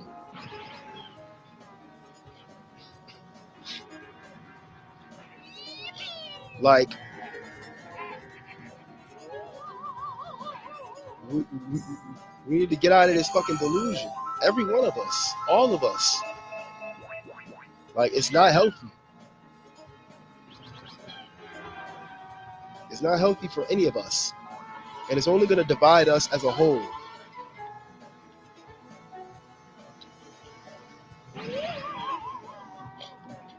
That's why I don't like when these women be going around saying, oh, he need to accept me for what I am. No. Whether you need to accept me for what I am, then I'm not going to tolerate anything less but loyalty from you and respect. And if you're not going to give me that, then kick fucking rocks. Just like women have the right to demand that men get over themselves, I could easily say to y'all, get the fuck over yourself. You rejected him in high school, you got chewed up and spat back the fuck out, and you expect that same nerd to come back here and save you? No. We are nerds. We are not Captain Save-A-Hoes.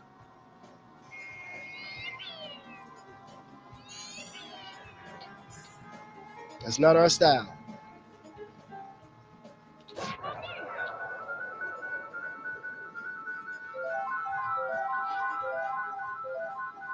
Women, I love y'all. Love you lots.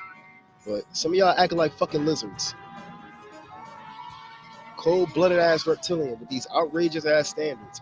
Y'all expect a man to make $500,000 a year, but you wouldn't even so much as make him a fucking sandwich. You expect that man to go work 60 hours a week, but you wouldn't even keep the house clean for him. That man work a 12-hour shift, but then you wouldn't even think to make a plate of food for him. Where do y'all get off on demanding this traditional treatment and y'all not being traditional yourselves? And that's not to say every man here is traditional, but we got primal instincts. At the end of the day, if shit hit the fan, we gonna go out there, we gonna take care of business. You're not gonna look for some soft ass police officer or some soft ass security guard. You want a motherfucker like me who will slam somebody's head through the wall.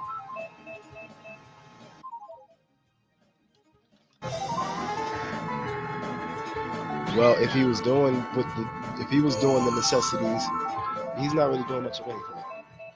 Let's just be real. So he can't even call himself, even put himself in a position to even think that way, because he's not. Yeah, but women, y'all better get the fuck over yourselves. I'm not gonna sit here and give y'all an innate ability to be radical fucking feminists who think it's okay to denigrate and downgrade your men. Boss Lady K1 was good. Fuck. This is a hard ass track.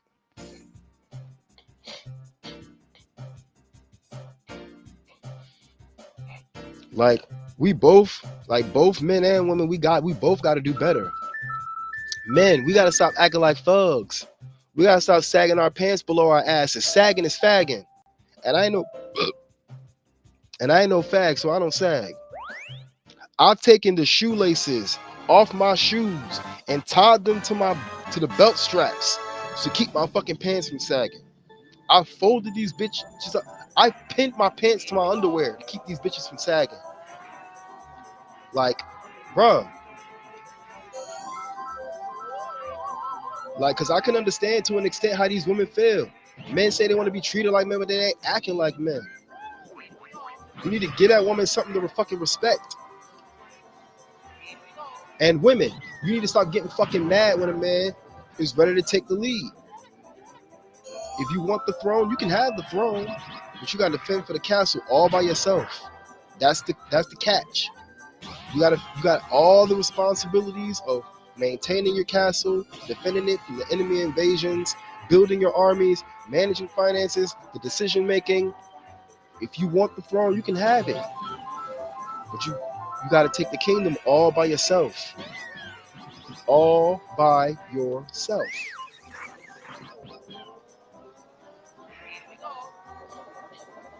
Like, men, if you want a woman to treat you like a man, you need to start acting like it. Women, if y'all want us to start treating y'all like ladies, y'all need to start acting like it. Stop fucking talking back all the damn time. Every time we make a critical decision, because that makes us think there's something wrong with you. You don't want to be part of the team. Stop waiting until shit get hard to start questioning him. This is what he's built for. But when shit get tough, he dons his armor and his sword and he charges out into fucking battle and takes care of it. Like, it's not that fucking hard. But see, a lot of y'all women are so, just like men are so afraid of taking the lead because they know that our odds are going to be on them when shit hit the fan and it's going to be expecting some action to be taken. Women, stop waiting until shit get hard for you to start questioning him. Don't wait until the shit get bad. You start questioning him. If you start questioning me while the shit get bad, bet. I'm going to get us out of the situation. But after that, you're on your own. You're on your own because you don't want to be part of the team. A lot of y'all say y'all want a leader, but y'all not willing to follow. Like, I'm sick of that too. Stop saying you want a leader. Stop saying you want a man to take control, but at the same time, you still want to have control. No, you can't have your fucking cake and eat it too.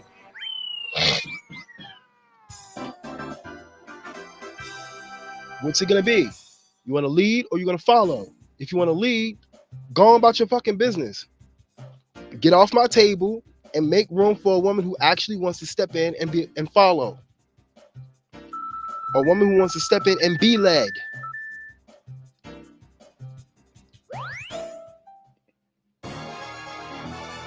Because I'll tell you right now, back in the day, more than half of this shit wouldn't be going on right now.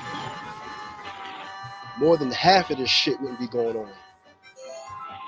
At all. Our ancestors would be turning in their fucking graves.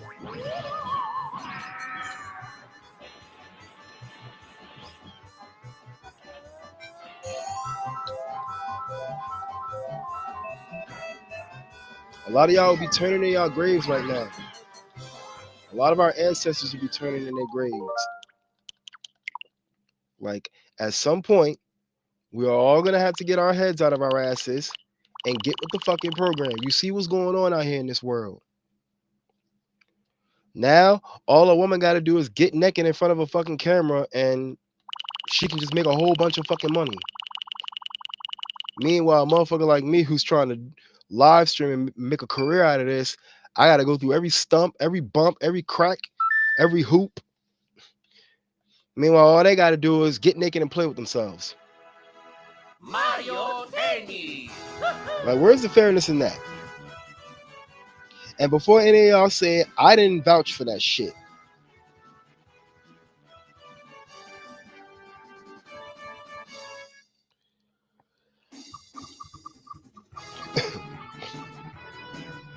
So before any one of y'all say y'all, no, shut the fuck up. Despite the fact that a man may have set that up, all y'all chose to jump on that fucking bandwagon. So what does that say about y'all? Y'all are being led. Y'all are just being led astray. You think a man is going to want you after he knows you've been all over the internet and everybody has seen what you had to offer? I remember one woman was on this podcast, Brian, and she asked Q. She was like, "You wouldn't give me a chance?" She was like, "I'd probably have sex with you, but probably wouldn't date you now." She's like, "Have you seen my vagina? It's really good looking." He said, "I'm sure everyone has seen it." Oh. Like, Oh.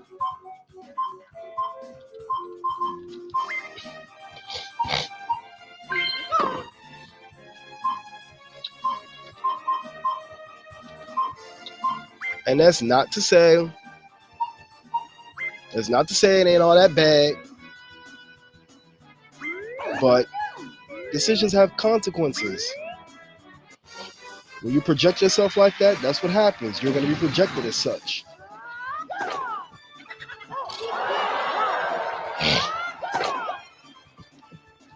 We both got to do better, men and women.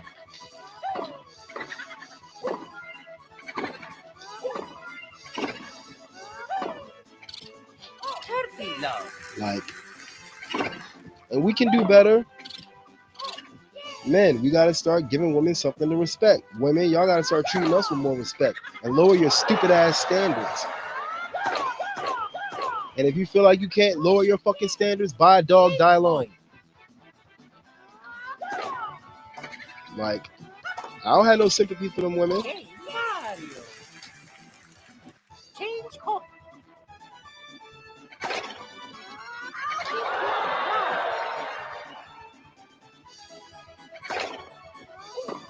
And another thing, a lot of y'all be preaching these open relationship bullshit like it's so fucking liberating.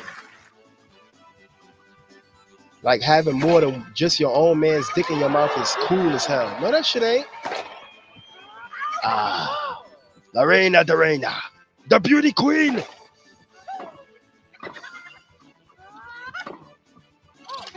The beauty queen. All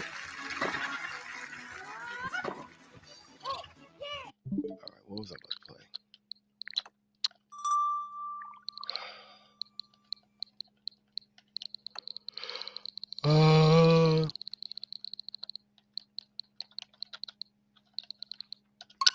Fuck it.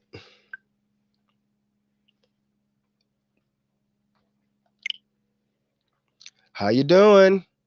It's been a minute since I heard from you. How you holding up? How you holding up health-wise? That's my real concern.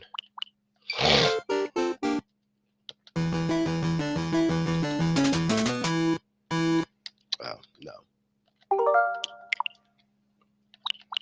Yeah, that's my biggest concern. How you holding up health-wise?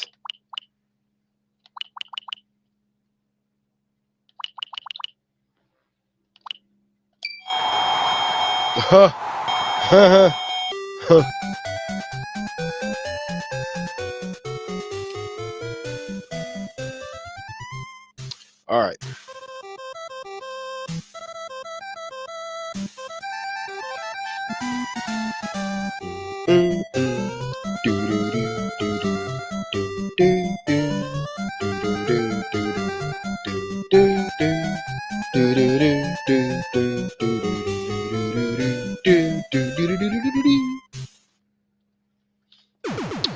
Can you pass me my thing?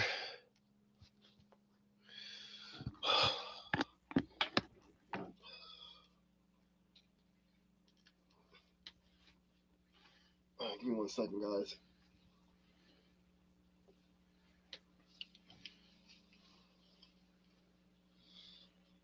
All right, so I'm gonna try something of a speed run. So I'm gonna set a timer. I'm gonna see if I can finish this whole game, but it's not gonna be easy. I know that much, especially as it gets harder and harder. All right, so if I do finish it, I'm gonna see how long it took me. Eventually, I'm gonna want to actually do some speed runs myself. Maybe when it comes to Donkey Kong Country and shit like that, since I'm so familiar with that game. But let's try it from here. 3, 2, 1, go. All right, so to start off, Glass Joe is probably like the easiest one to deal with.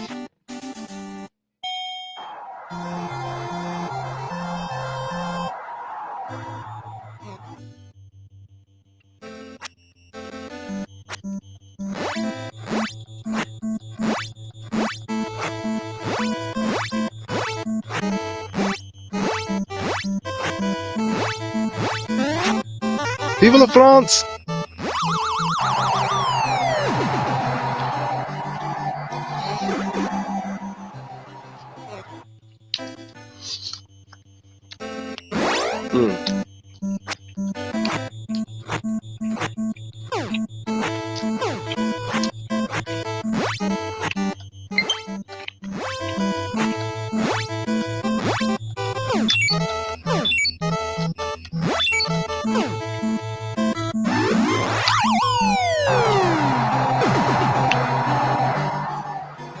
Now I'm gonna just hold the star punch.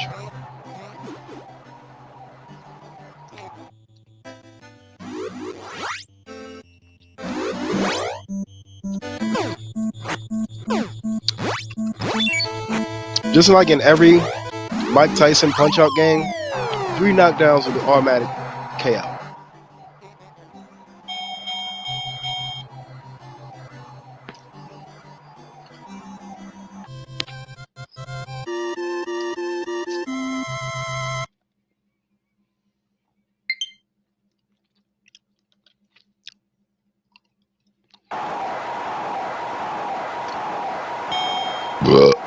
Von Kaiser!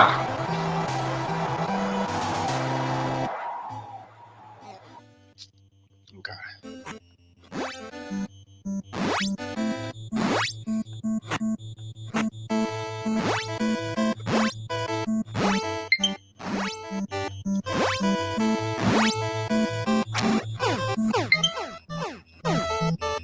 Hold on.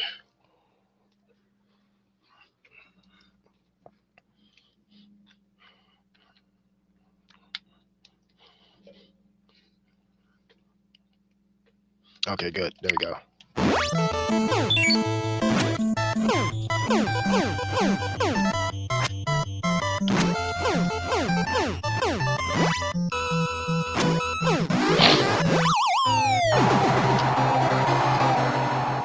Now, when he starts doing the uppercuts, he has like a limited farming of stars.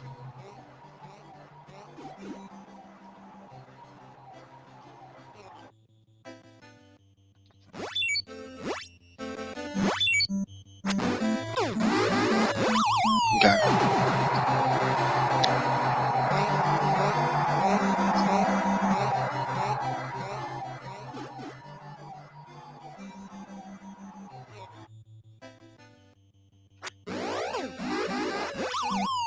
And that's done.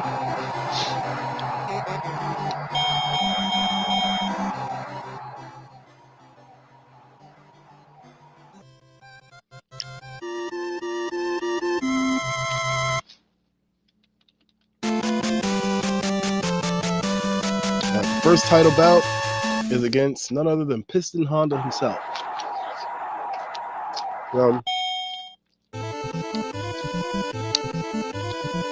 He's okay until the bonsai punches start coming in.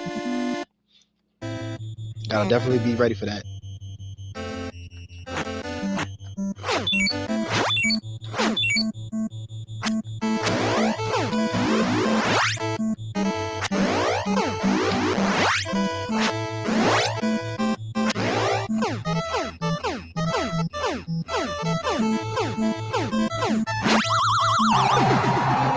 Huh?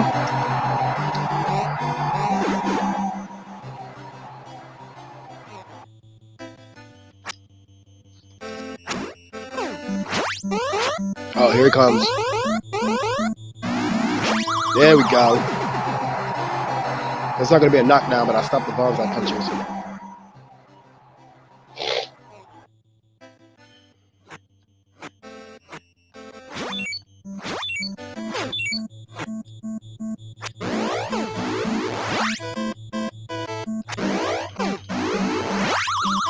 And that's 3.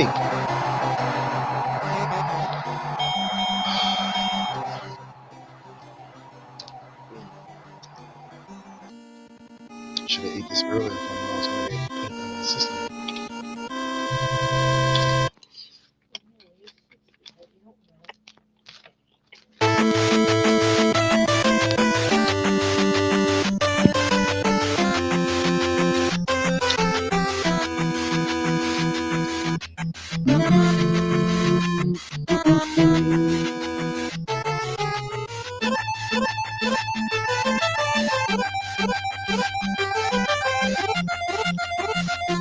Statue of Liberty in Philly or New York? Okay. So yeah, we're in New York on this game, which is funny. Don Flamenco. Now there is a strat. A shout out to Zalor1. He came up with a strat to beat him early, but I still haven't mastered that shit yet. I'll do that to like a half dodge into a full dodge, and then punch him to get the star. It's a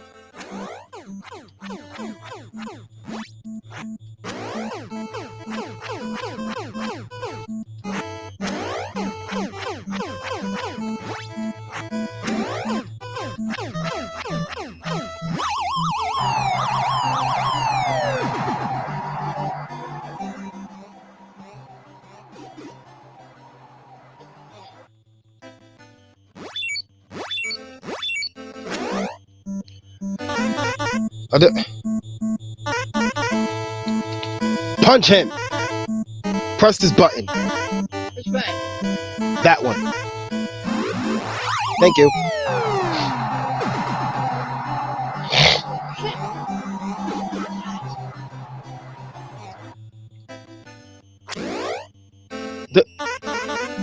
Hey, you see this motherfucker?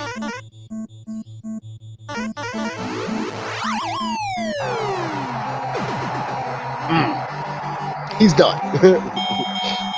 Now, the strat would normally knock him down once and he wouldn't get back up. But since I haven't mastered that strat yet. All right, King Hippo. King Hippo is actually pretty easy. When he starts doing that with his mouth, that means by doing overhead punch, and that's when you, I think that's when you hit him in the face.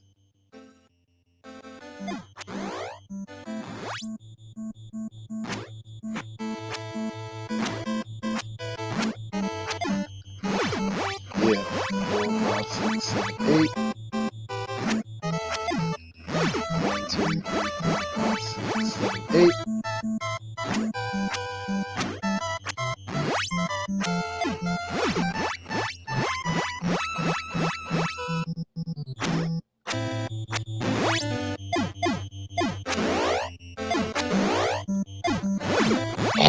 And the best part about King Hippo is when he falls down the first time, he doesn't get back up.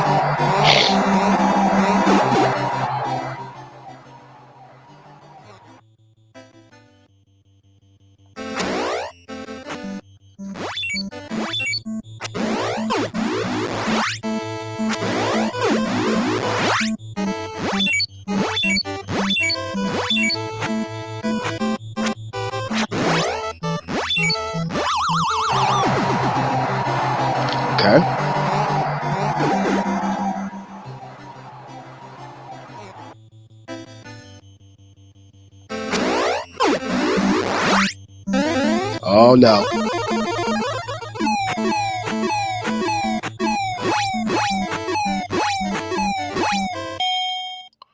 Oh, that's just wrong. Nah, fuck that.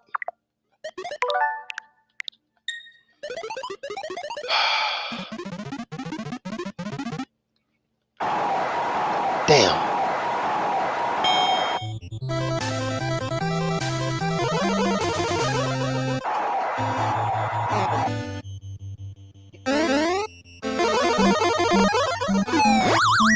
Wow. That's crazy.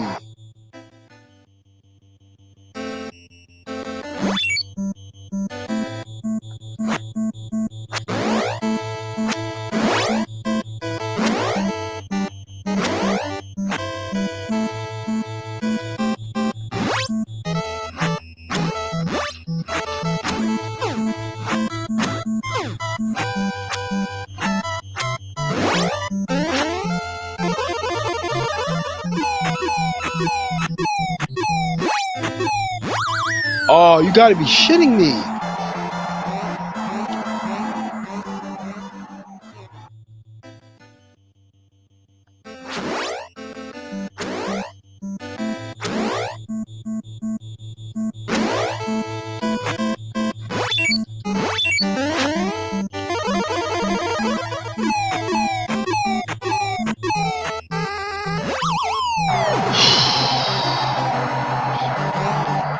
It's terrible.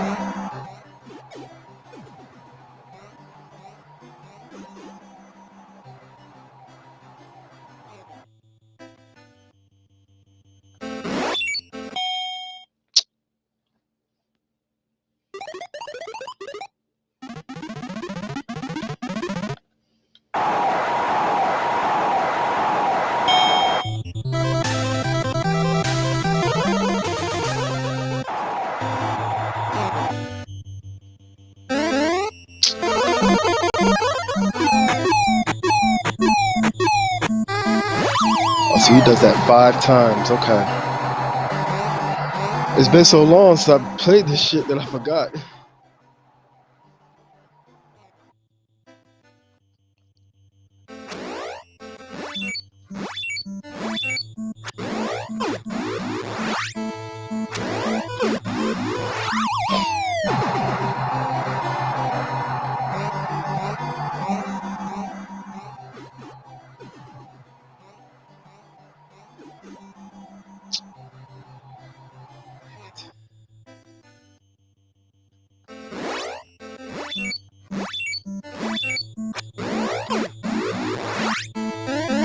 Oh no.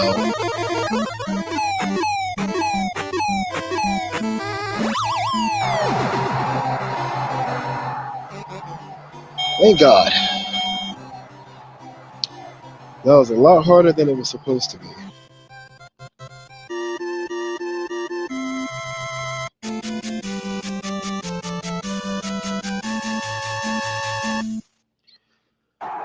Oh God. Bug Boy is not gonna be any better.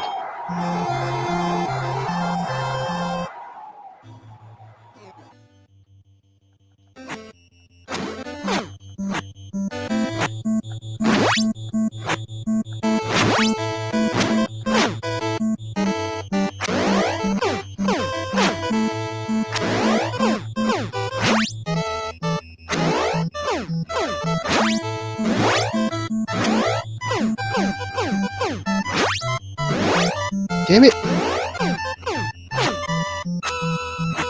Yo, Cal, what's good, man? Damn. Them uppercuts, man, are killer.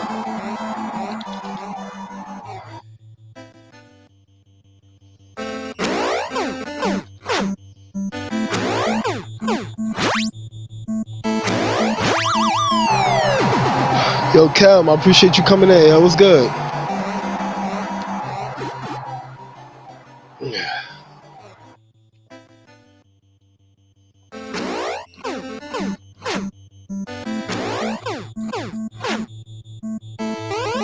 Oh no. Ooh, the bull charge. That's a dangerous move to get caught on.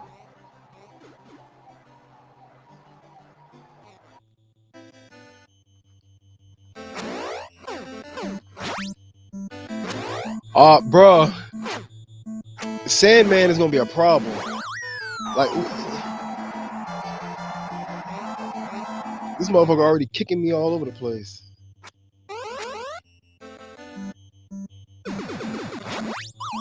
Ooh, that's the second time I stopped the bull charge in his track. Okay, bars, TKO, round one, let's go. All right, so far I'm closing in on 16 minutes on this speed run.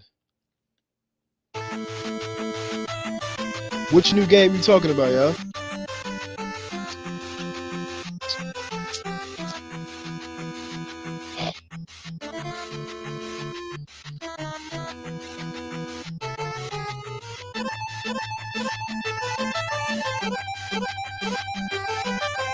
What's the name? Is the name of that game Undisputed? Because if so, I tried it and I bought it on Steam and I immediately got a refund because it was nothing like Fight Night. I expected it to be like Fight Night round two, but it wasn't. So I was so disappointed, so fucking disappointed. Looks like a cartoon. Oh well, no, I'm gonna have to look. I'm gonna have to look. Oh shit.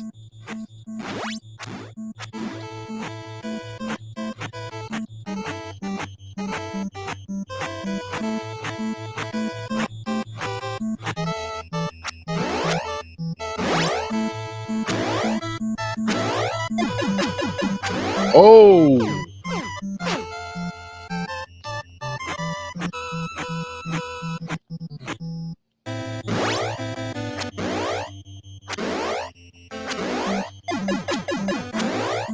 Oh. The back and forth.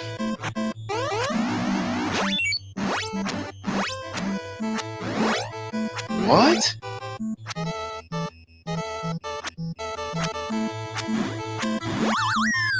Seriously?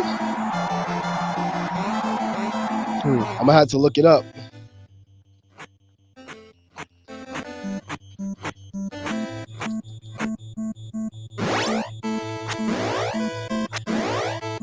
You know the name of it by any chance?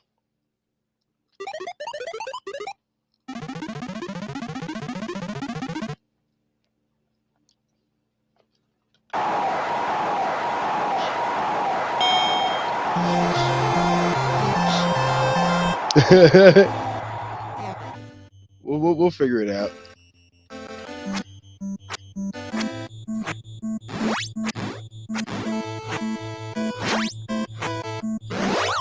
Wow.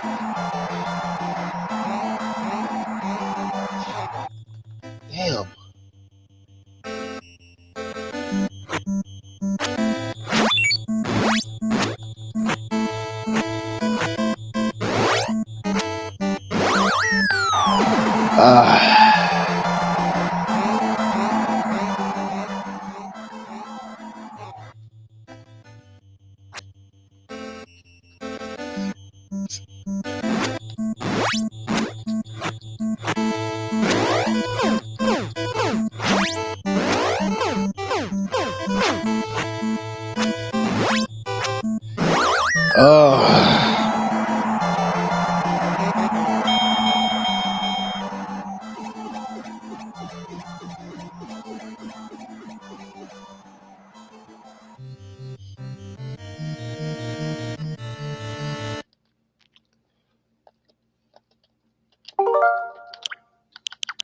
All right.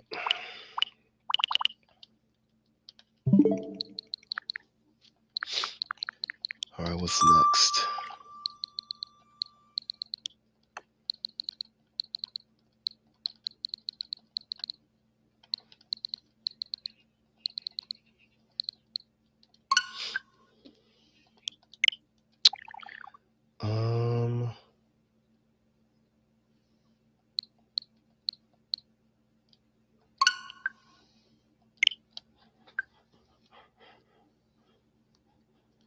Let's find that motherfucker then.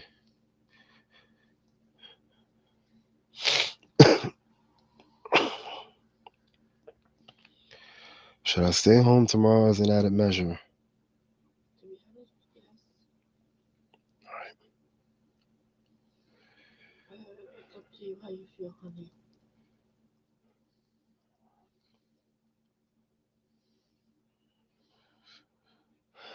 Do you still feel hot?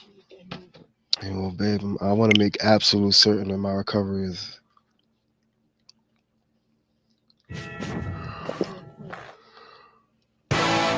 So I gotta go through this again.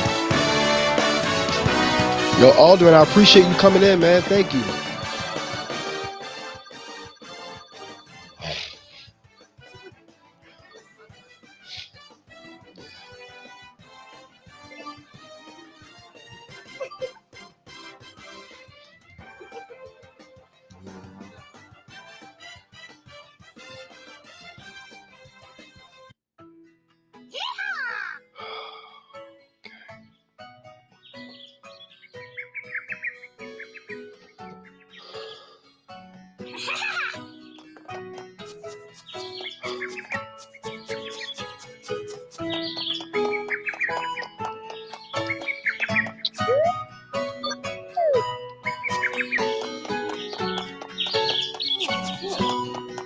Mario Golf.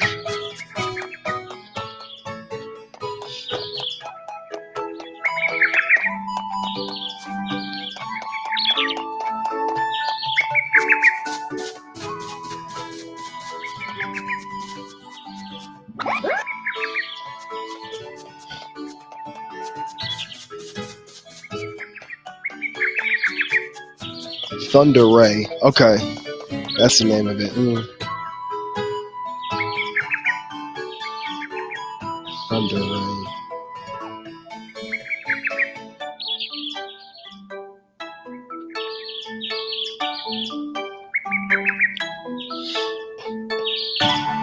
Oh, this shit on sale. Oh, it is like this Punch Out game.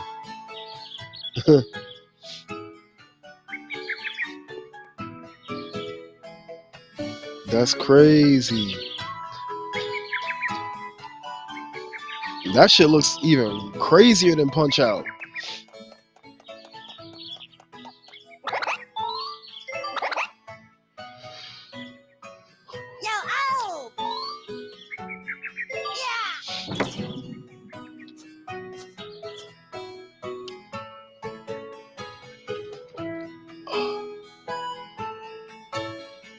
Huh?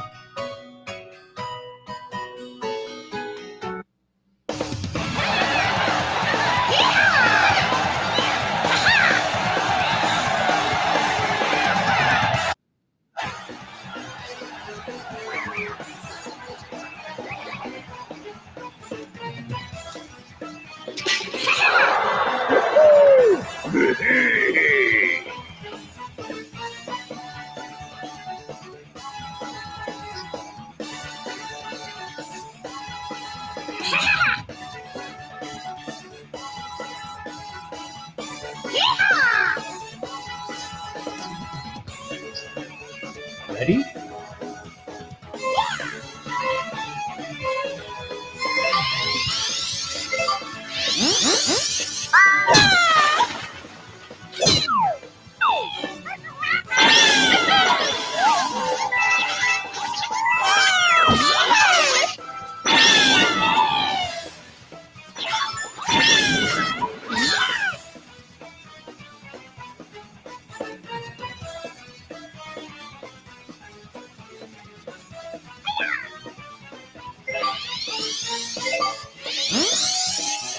Nice shot.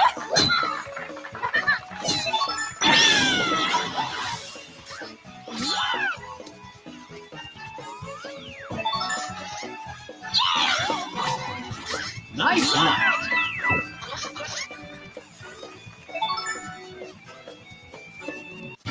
Birdie.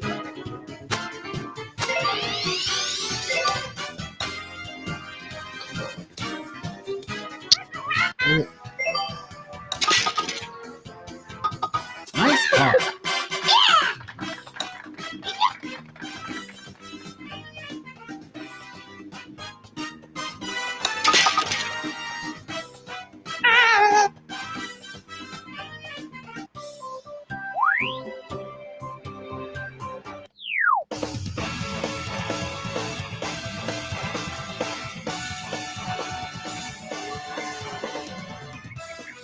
Ready?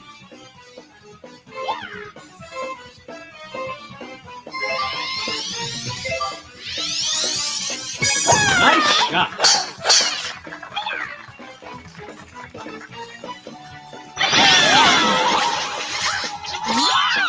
Nice one.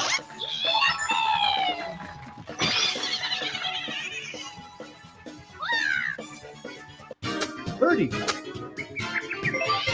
You can actually play this with Joy-Con motion control too. Nice birdie.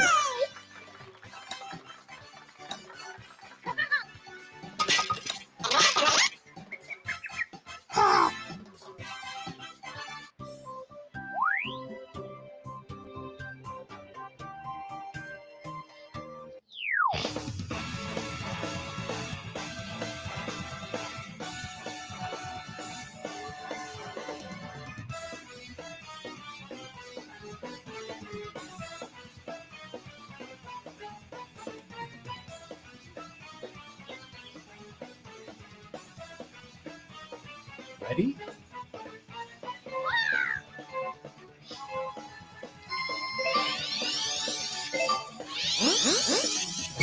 Nice shot.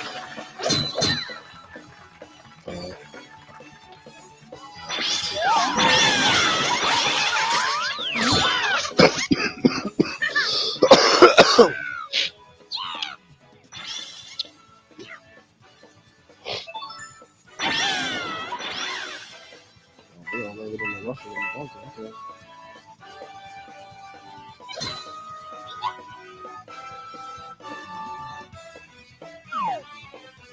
Oh, bad. Nice shot.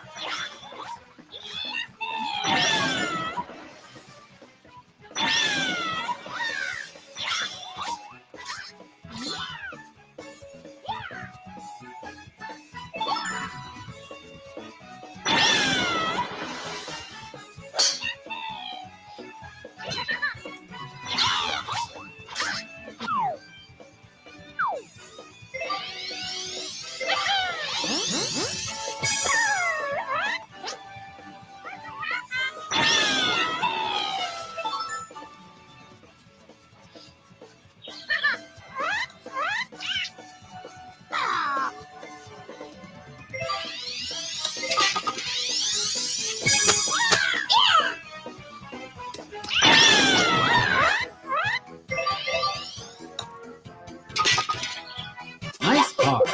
Good. Mm.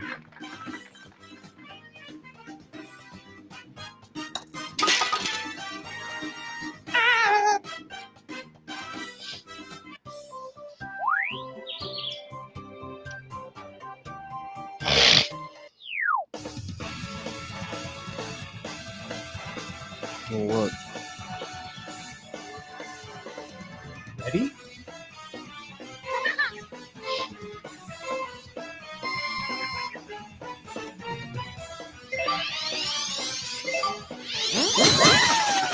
Nice shot.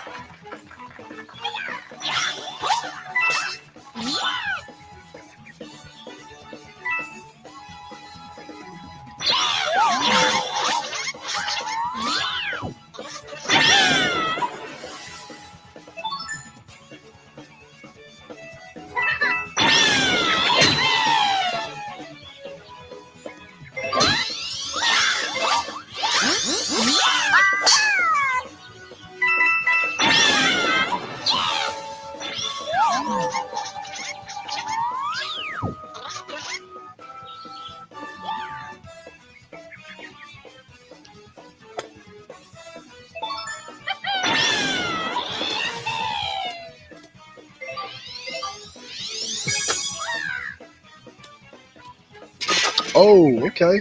Chip in. Nice birdie.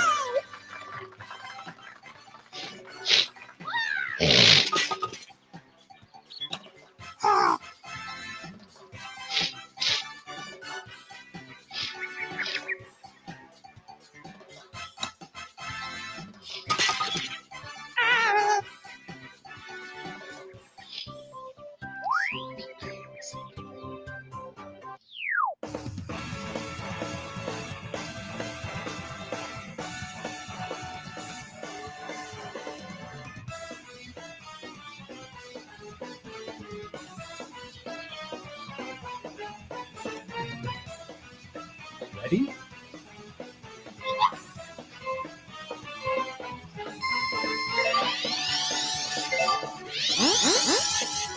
Nice shot.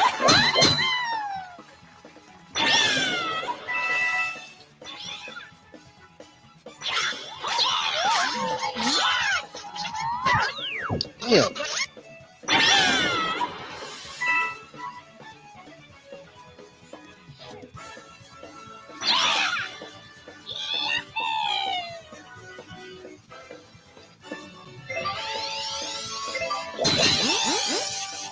Nice shot.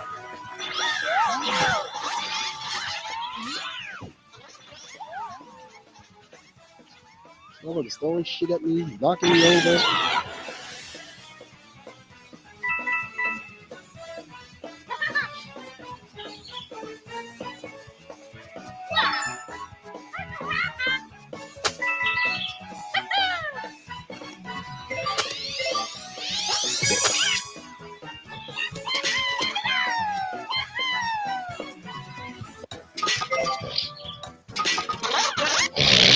Nice pop.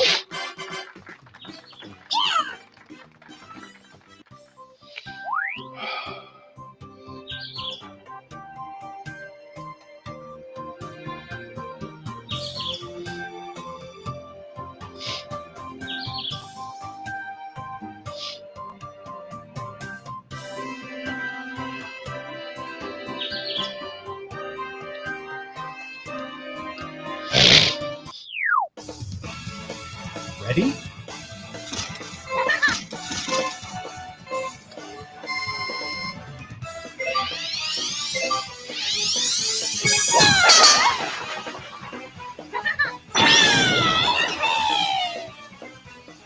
Did I get on the green?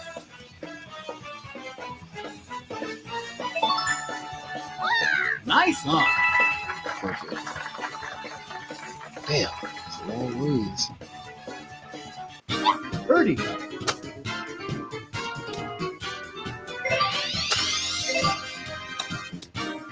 Damn, I hit it too hard.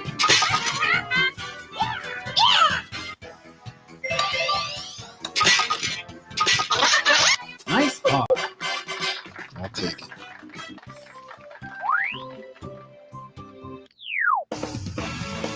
Ready?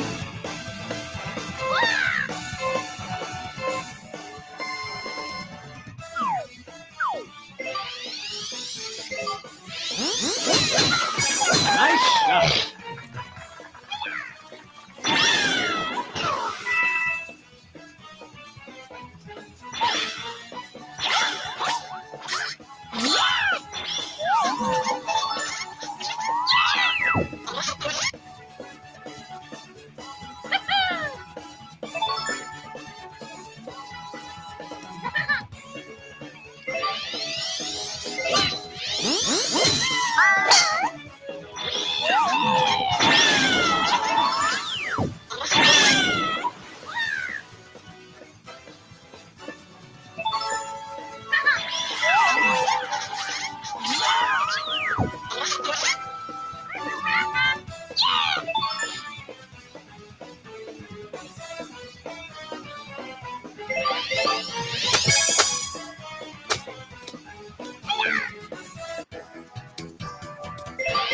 Damn it. Okay, there we go. Nice pop.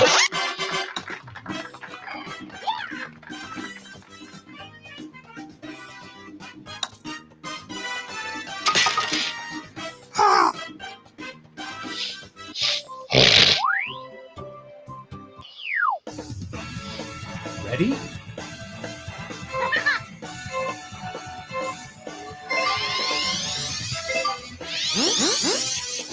Nice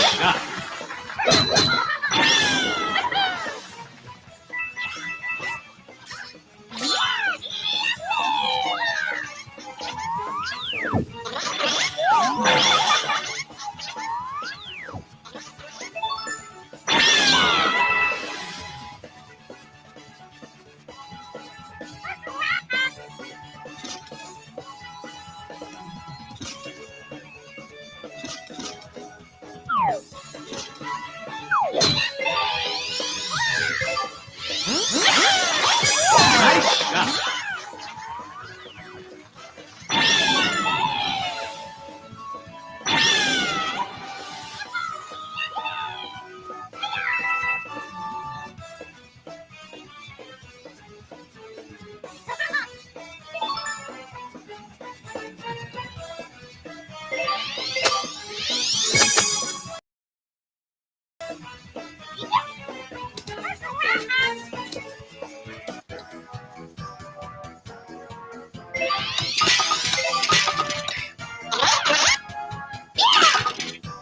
Nice par.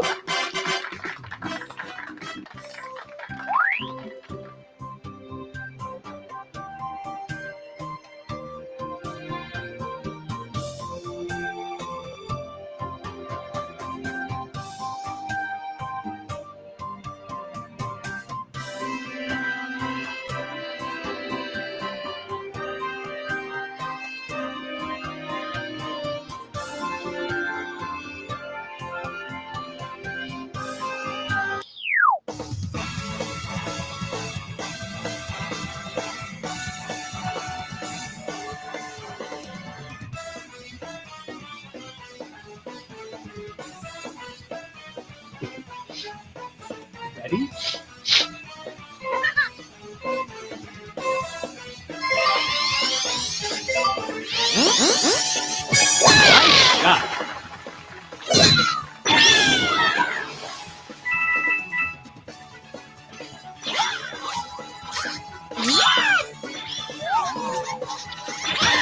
Nice shot. Guys, I'm gonna send this over to my friend Hellhound, who's playing Deliverance Kingdom Come. It's an interactive first-person RPG game where your decisions affect how the story ends. I don't exactly know the story mode to the game, but from what he's told me, it's really good. The combat system is quite difficult. Nice shot. I appreciate y'all coming to join me though, despite my illness. Hopefully by tomorrow, I'll be able to tell y'all that I'm fully ready to go back to work on Monday. I really hope I can't take days off. It's 3 days off this week. Check, it's not gonna look so good. Nice shot.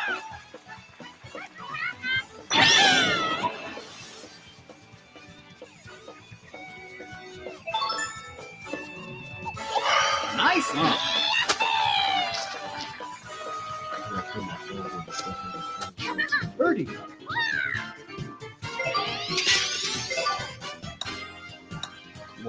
Come on. There we go. Nice birdie. In order to advance, I had to make an 8+ or below.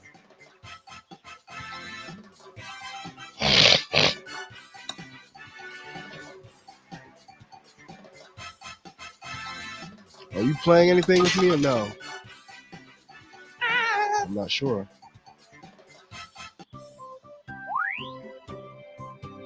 I was hoping you would know.